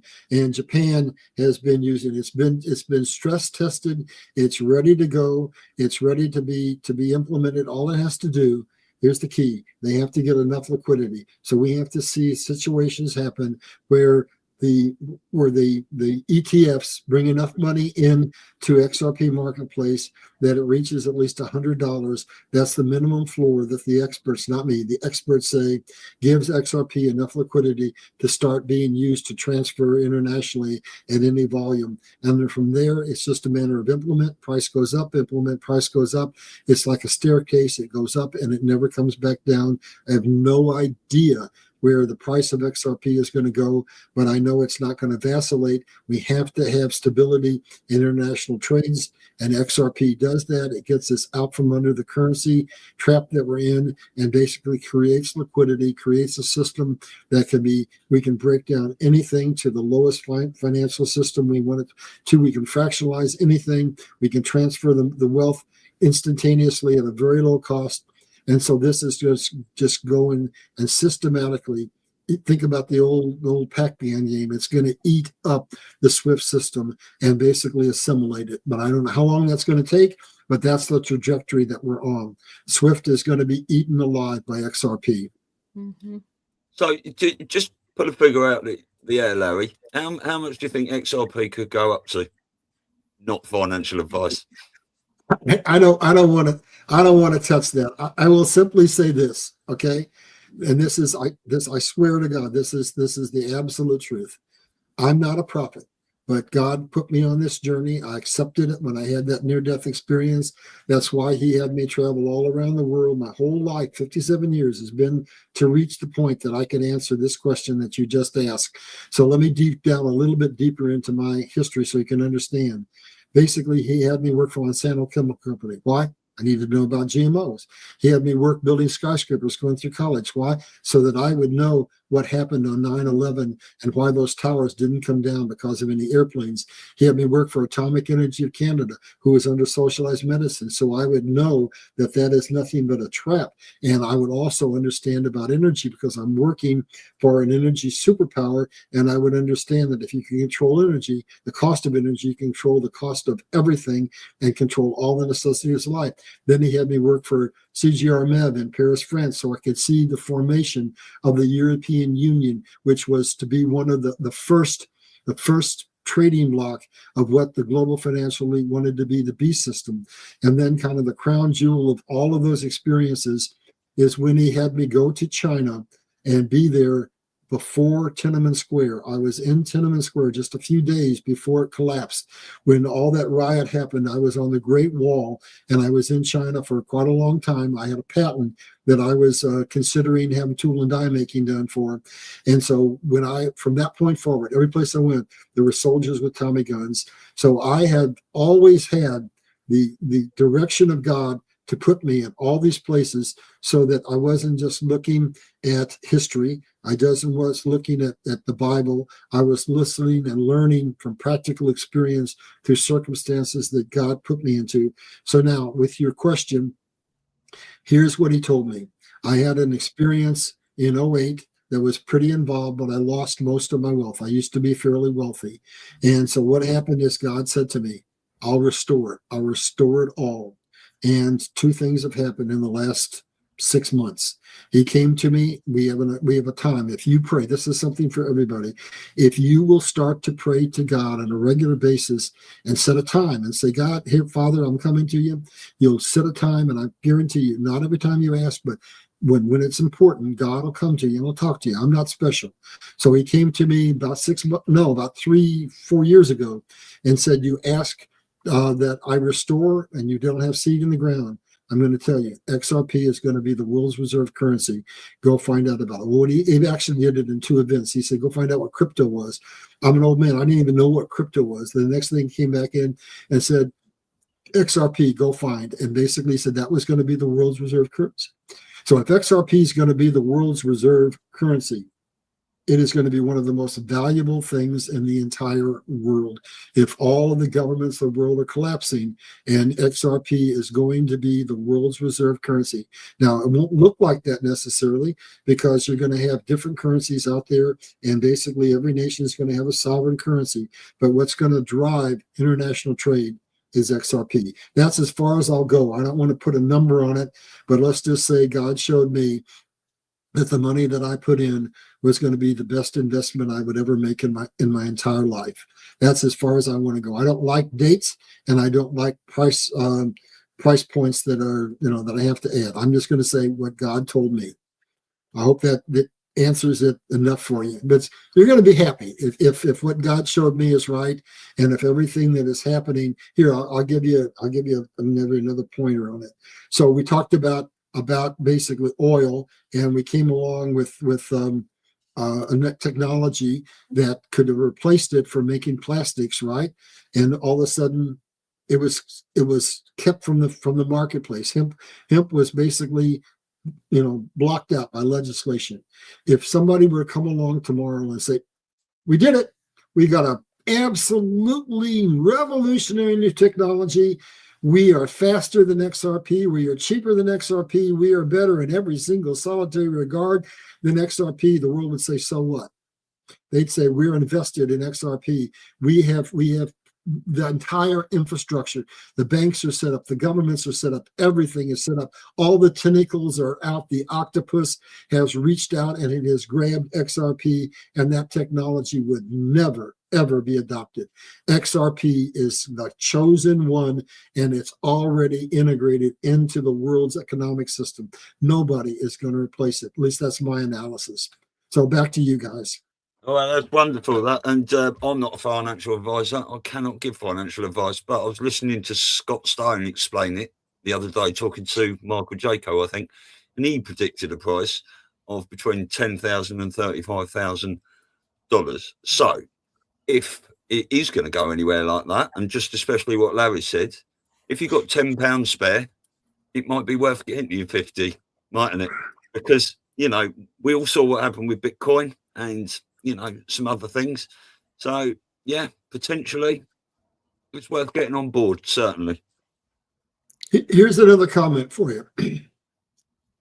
Less than 1% of the world's population is invested in XRP. Why?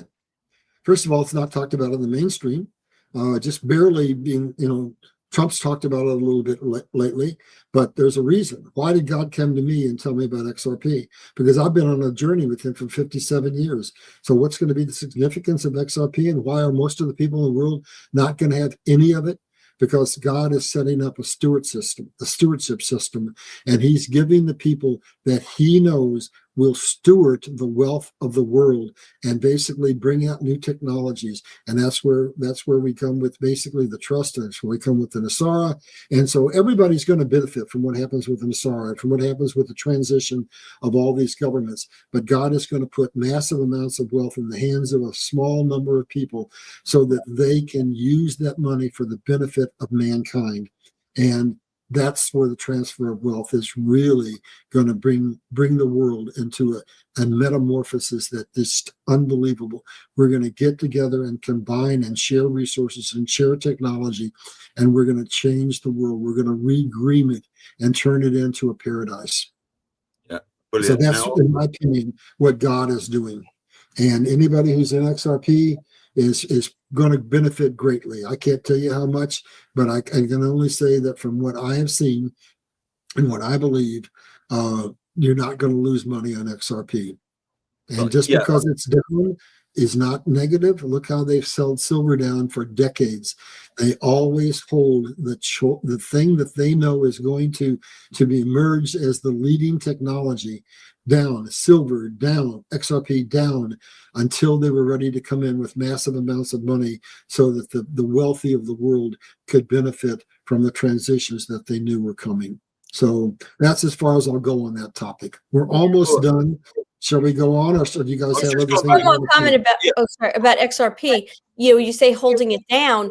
Obviously, look at what they've done with the lawsuit with certain places, namely New York. For so long, you couldn't even purchase it if you lived here. I mean, there's so and still many brokers won't even work with you if you live in New York because of all the restrictions that they have. So that should also tell you something too, right? Those kinds of things, like. Yep, absolutely. Yeah, I've got a very quick question because I talk about the ISO 222 coins quite a bit, and there's 7 or 8 of them, I think. And Kate's just asked in the chat, can I ask about XLM, please? So have you got any comment about XLM, Larry? Yeah, basically there's a half a dozen. Just go out and look on the internet and ask yourself, what are the ISO 22022 compliances all about? Well, at one point, it's amazing. I'm not a technological guy, anything but I've worked in all kinds of technical arenas. And so at one point in time, I sold whole hospital information computer systems that ran everything from your accounting to your nursing to your chemistry to whatever. And what was the key to making those systems work? Integration. They had to interface everything. And so basically you look at XRP, and it's the key driver that accepts all of the other interfaces that connect everything that has to be done. So XRP is going to be the rails. XLM is going to be basically targeted at the retail market. And then there are other technologies out there that are all integrators. And just go out, and all you have to do is a simple search, bring up all the ISO 2022 compliance currencies, and then start investigating them. Each one of them brings something to the table that further integrates and integrates and integrates and integrates until we get into a fully integrated system that has efficiency. It's basically what it's doing is vertically integrating our financial system. Look at Elon Musk, and why has he been able to bring the price down so much on his cars? Because he's used AI and he's vertically integrated everything, and that means that it's a maximum efficiency. That's what XRP and all the other ISO 2022 compliance currencies are going to do. It's going to maximize our efficiency within the financial arena. It's going to integrate everything and take out all of the bottlenecks that exist, which lowers the price and increases efficiency. That's a layman's definition. Beautifully said. Brilliant. Thank you. Right, we've got a few more slides, Larry, have we? Say again, what? We've got a few more slides to go through, have we? Just a few. Let's go to the next one. This one should say why America is the only nation capable. Okay, so all I'm trying to say there is this. Think back to those two slides that I showed you. One, where China offers the beast system. Two, where America offers a system that gives the world transparency and freedom. So if America, going back to what I explained about what Donald Trump is initiating, sees an American system where we're now backed by gold, where the dust is settled and the dollar survived, and basically now you've got a choice to make if you're a nation out there, if you're looking at it, and who you want to get behind. You want to get behind China and communism, or you want to get behind America? So here's it. I think all the nations of the world are going to have to face this moment in some time in the future. America is a free society that all nations will learn once we're out from under control of the global elite that we can be trusted. We have a diverse economy. And what did we find out? The nations that weren't diverse, their economies were vulnerable, like Russia with oil. We have all kinds of technologies. We were the innovator of the world. We innovated the Industrial Revolution, the .com, the computer. We're innovating AI, and we're now moving into basically an economic system that's going to lead the world forward with everything that Donald Trump is initiating with XRP, etc. And we're a leader in manufacturing, and Donald Trump has made it so that we can bring out all these new technologies that'll change the world completely. We have plenty of food and plenty of energy. Basically, any nation cannot be the leader of the world unless it has control of the necessities of life. So if you're in the Middle East and you don't have enough water to feed your people, you're not going to be a dominant force in the world. We have the demographics that we need for our GDP. Basically, Japan and China have some of the oldest demographics in the world, which means that many people are now at the sunset of their lives, and they're basically a burden on society as opposed to being productive. We have a fairly young population. Global language, you've never had a nation that got power and kept it for very long unless its language was spread out. And so basically we are officially the language of the world, and you have to have a strong military to basically be able to control the assets that you control. America checks every box. There's not another nation in the world that can check even half of those boxes.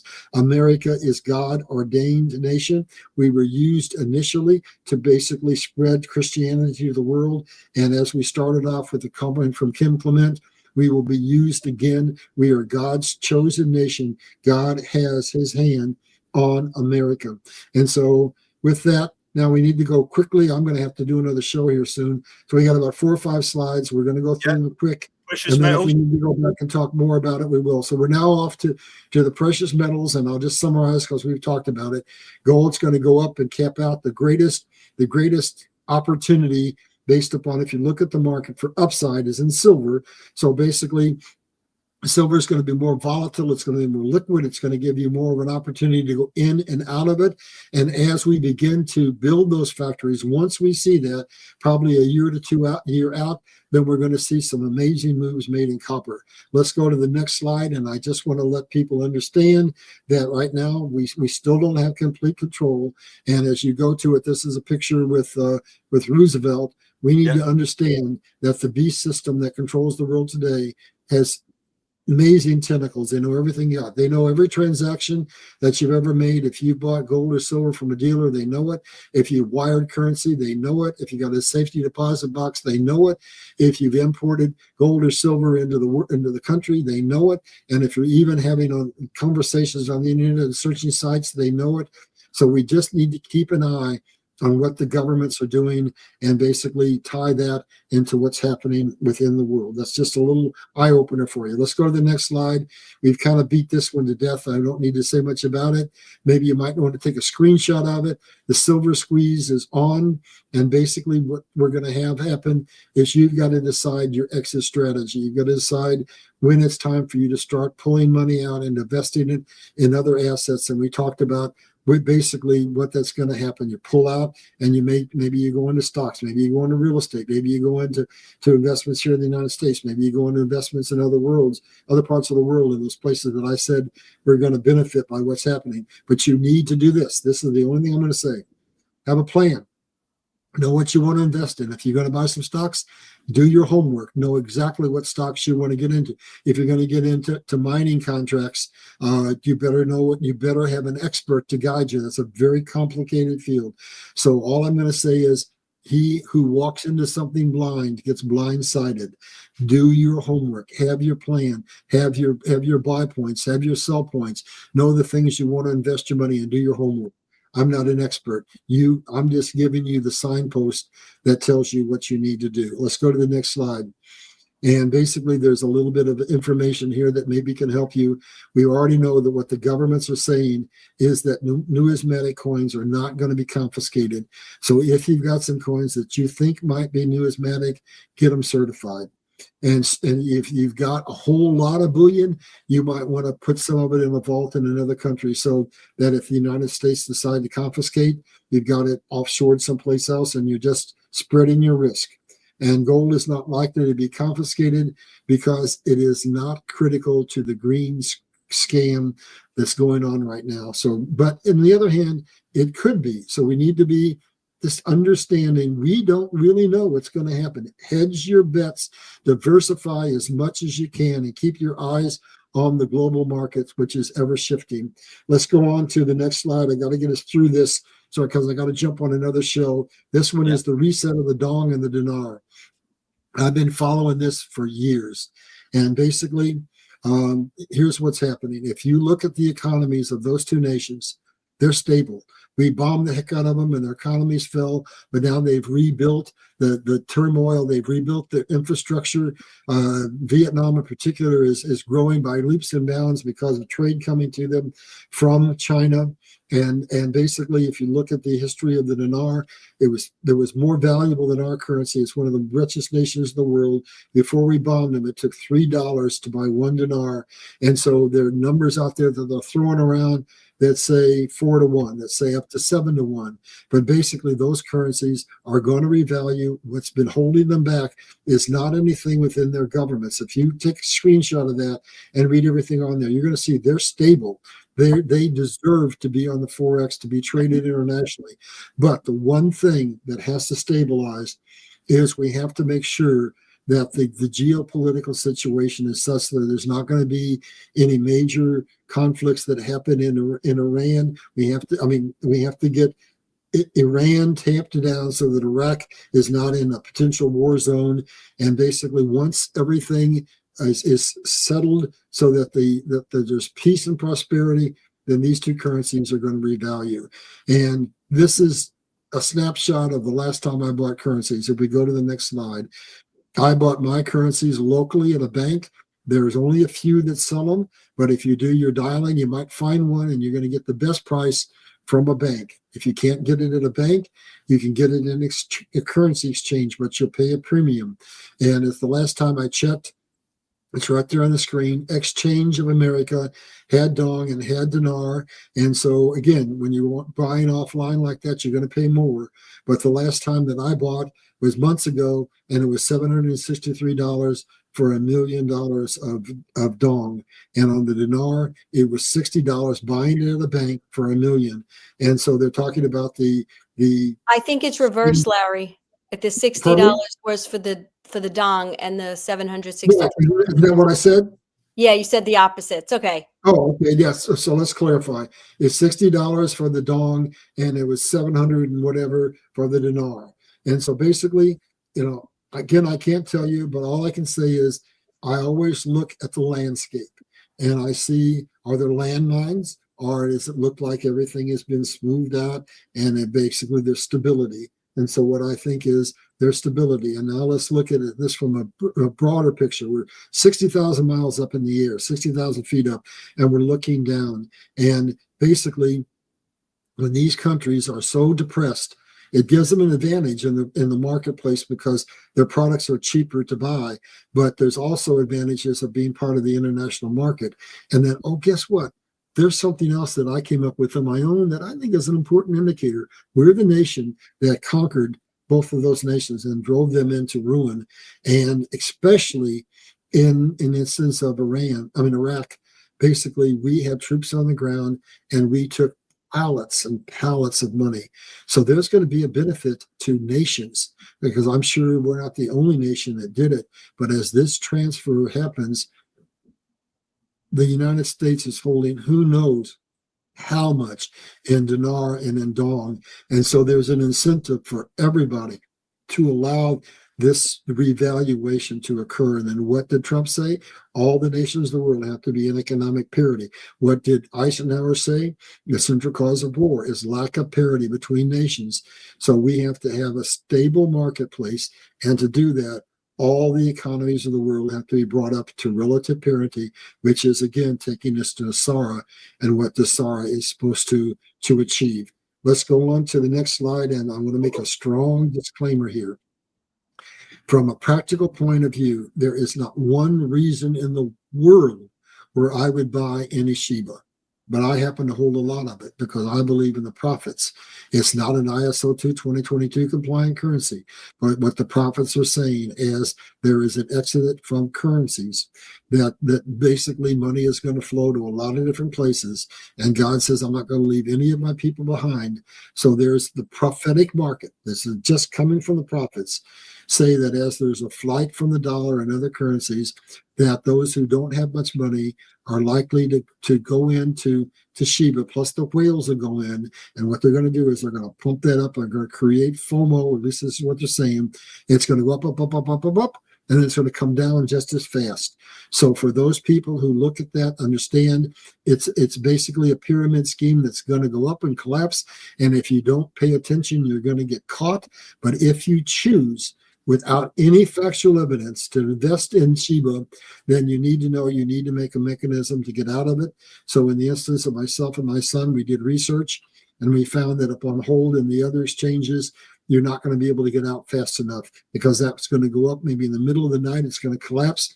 But the one place we found where you can likely get out quickly and set a sell order is on Kraken. So if you're going to invest in Shiba, you need to invest in Kraken. And we started setting our thresholds at below a penny, and we didn't go up to dollars and dollars and dollars. Well, we're not trying to be greedy. We basically set 5 different thresholds starting at below a penny in order to be able to get out. And so again, we're cost averaging out just like we cost average in. So I just want to give you there's not one logical reason in the world to buy that coin except what God's prophets are saying. So do your own homework.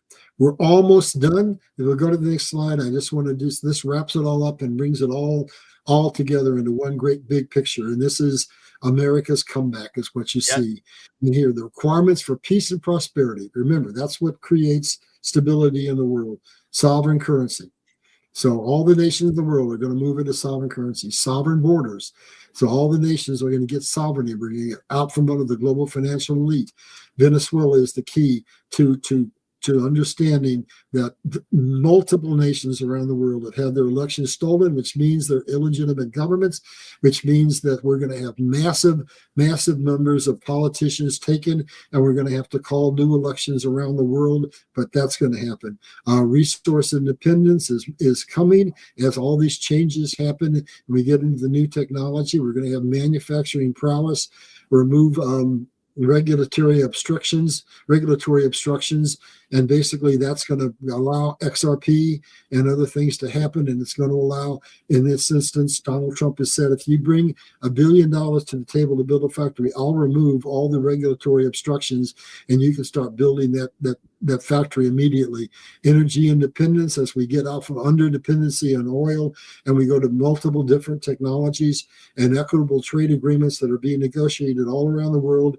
We're out of the fair trade, intensely losing trade agreements of the days gone by, and of the control from initially England and then China, and now Trump has used tariffs to create new trade agreements and new tariff regulations that make it profitable for America to participate in the trade market.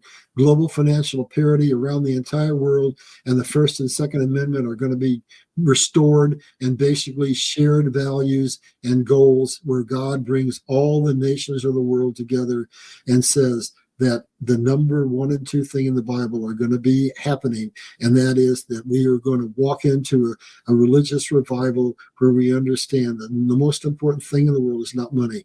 It's relationships, relationship with your family, with your neighbor, with your community, but most importantly, relationship with God. And so we're going to have a massive, what's the word I want? Spiritual enlightenment that's going to come, and billions of souls are going to be saved. And we're going to wake up to the second most important thing is we should not be enemies with anyone. We all the humanity is all kindred, and we need to understand that we need to lock our arms, not just in the United States, but with every nation in the world, and we need to cooperate. And as we do, we'll find that it truly is an abundant society. The next slide is my old book, and all I'll tell you is that basically it is the primer. You need it in my new book. It is the historical analysis of what made America great, how we've now lost our greatness, we're on the pinnacle, and how we're gonna get it back. The next book, if you go to the very last slide, you'll see my new book, Restoring the Republic. Liberty Crusade, Restoring the Republic. The plan, I'm working with my publisher right now. We're going to put it out tentatively for pre-sale on February 15th and for general release on March the 1st. And basically what this book, it's just ironic, God gave me the name 3 years ago, Restoring the Republic. So God gives me the books usually 2 or 3 years in advance. I write them, and then I rewrite them when we get to the point that we're going to bring it out to market.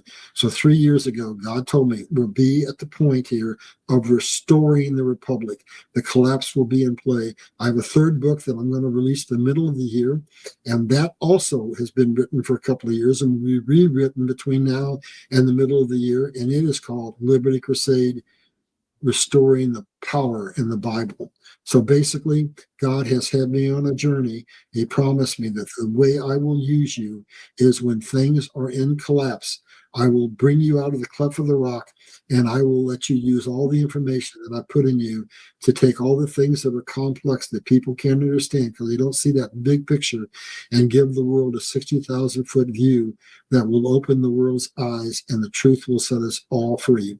So just be on the lookout for this new book. We're finalizing things with Amazon, but the dates I've given you are right now today a little tentative, but probably pre-release on the 15th and probably full release on the 1st of March. So with that, I'm done. I'll let you guys close it. I'm sorry I talk so much, but you let me do it, so it's your fault. Oh, no, 100%. Larry, that was brilliant. I've got a couple little questions, but have you got to get off? I've got another 5 minutes. Go ahead. Okay, brilliant. I'll be really quick. I have heard that potentially some of that Venezuelan oil that has been seized is going to go to Iraq in this potential Nasara deal for the damage that was done to their country. So that is an interesting point for people to look into. The We'll go to where? So the Venezuelan oil will go where? Iraq. As part of this, to elevate the dinar, maybe. So. Well, remember now, Iran is an exporter. Iraq, I don't know that if I understand the relationship, but you got to understand both Iran and Iraq have lots and lots of oil.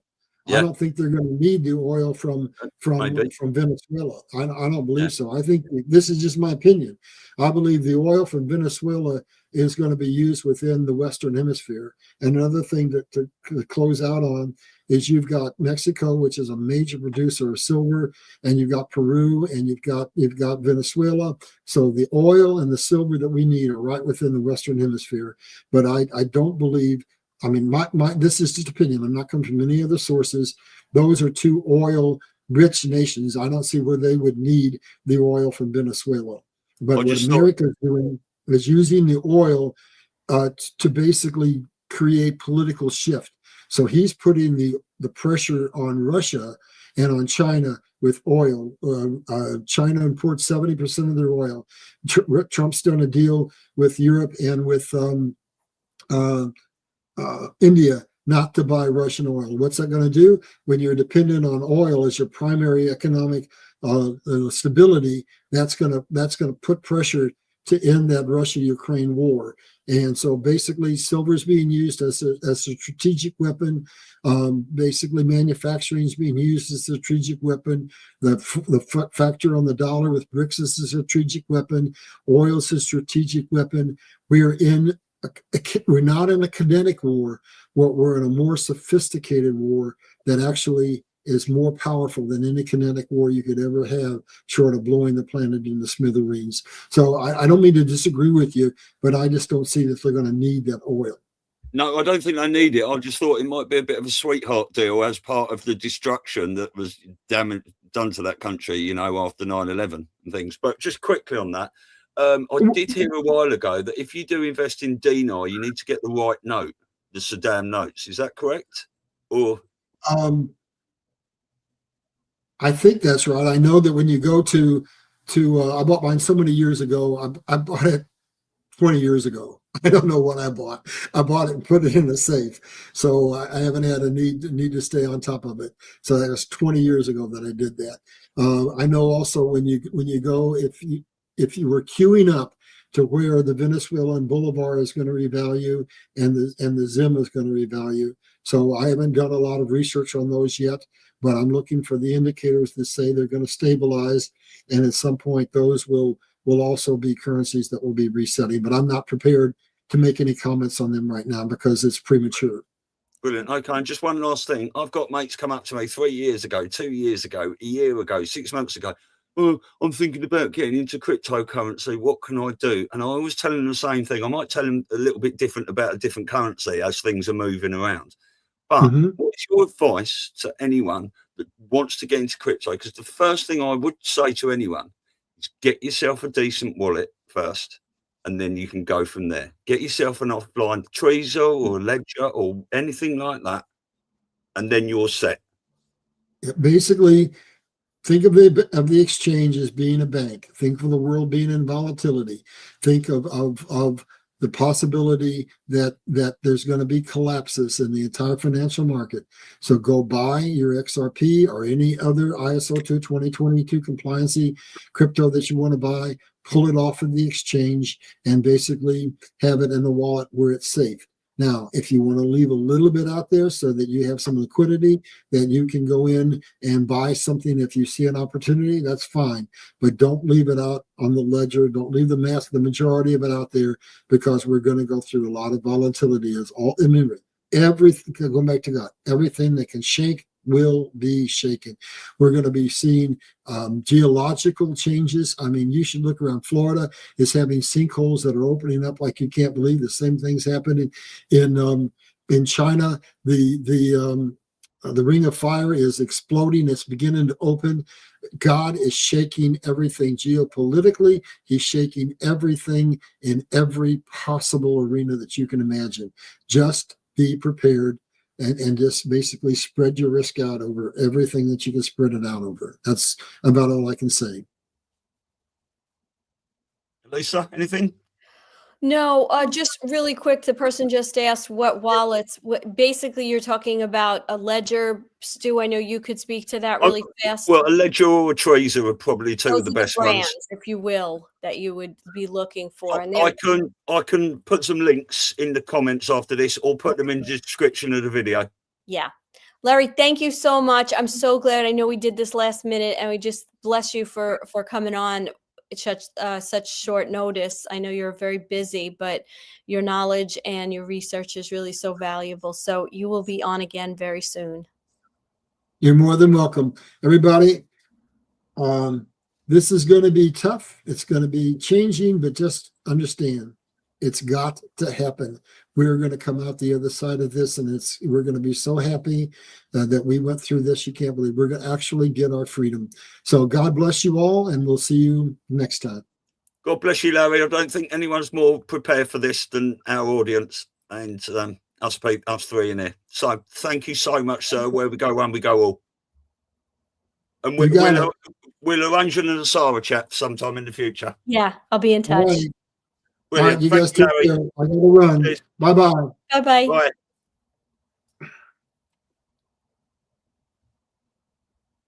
That was amazing, as I knew it would be. Like I say, I saw him do a little interview it was only 40 minutes with Nino the other day, and he managed to get all that in pretty much without. Well, he didn't use the slides. And Nino, God bless him, was rushing the hell out of it. Yeah, no, yeah. Well, I sent it to you straight away, didn't I? I said, watch this, try and get Larry on. Yeah. Yeah, no, he's amazing, and he's so kind. He's such one of the nicest men. So I'm glad we were able to get him on. So, all right. So I think we're in some really good shape here. We started the week off. I just want to say to everyone that so I couldn't reply in the chat all the time. I had those slides on my screen because I can't chat in the StreamYard. I have to chat in the Rumble chat, but that was behind all Larry's slides, so I couldn't get involved in there. But I was trying to watch it as much as I can. And we love you all, as always. Thank you so much for joining. Absolutely. And just so you know, Stu is the tech guy in this team, in this little duo here. So you could always address any questions directly to me. We'll always answer them if he's not able to see the screen. Yeah. Yeah. Yeah. And like I say, if you have got a question, just type it in capitals. They're so easy to see when it's all in capitals. Yeah. Right. But so, all right. So we'll be back tomorrow, right? Yeah. Who have we got tomorrow? Laura Worley. We got Laura Worley, and I think it's at 10:30 Eastern, right? Yeah. And she is child trafficking survivor, isn't she? Yeah. Yeah. So that should be quite an emotional show. Yeah. I think actually, yeah, it's going to be. Her story is pretty interesting and harrowing. So any of these people that have been through that, it is. So a lot of bravery that she's coming and showing her face and talking. And she's also going to be one of the speakers at the Awakening Summit in New York. Just so you guys know, those tickets are going to be available hopefully by the 15th, if not sooner. Our website's getting up there. We'll give another plug to that. Of course, Stu is coming into New York to be co-MC with that. I'll be MC with him.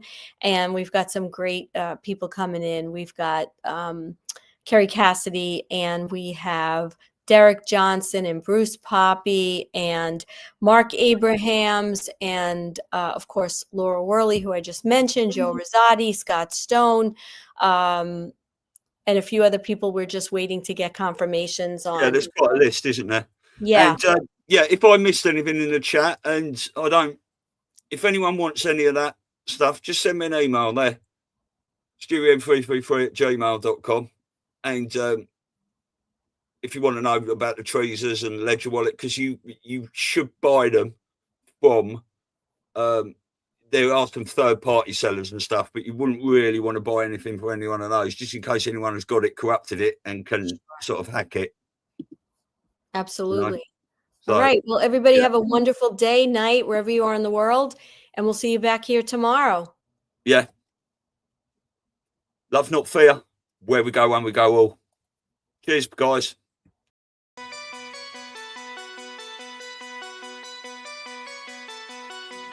This is the difference between the power of our Creator and anything else, particularly evil. That you can go into a pitch black room full of evil, full of darkness, and light a little candle, and instantly that darkness flees. But you can't do the opposite. You can't go into a well-lit room full of truth and wisdom and righteousness and joy and health and harmony with the universal power. And you can't take any amount of darkness and go into that well-lit room and have any effect whatsoever. That is the metaphor which I frequently think of when I think that I'm not empowered. It is the greatest lesson for me, and I think for everybody else, to know that we're on the winning side and that we win in the end.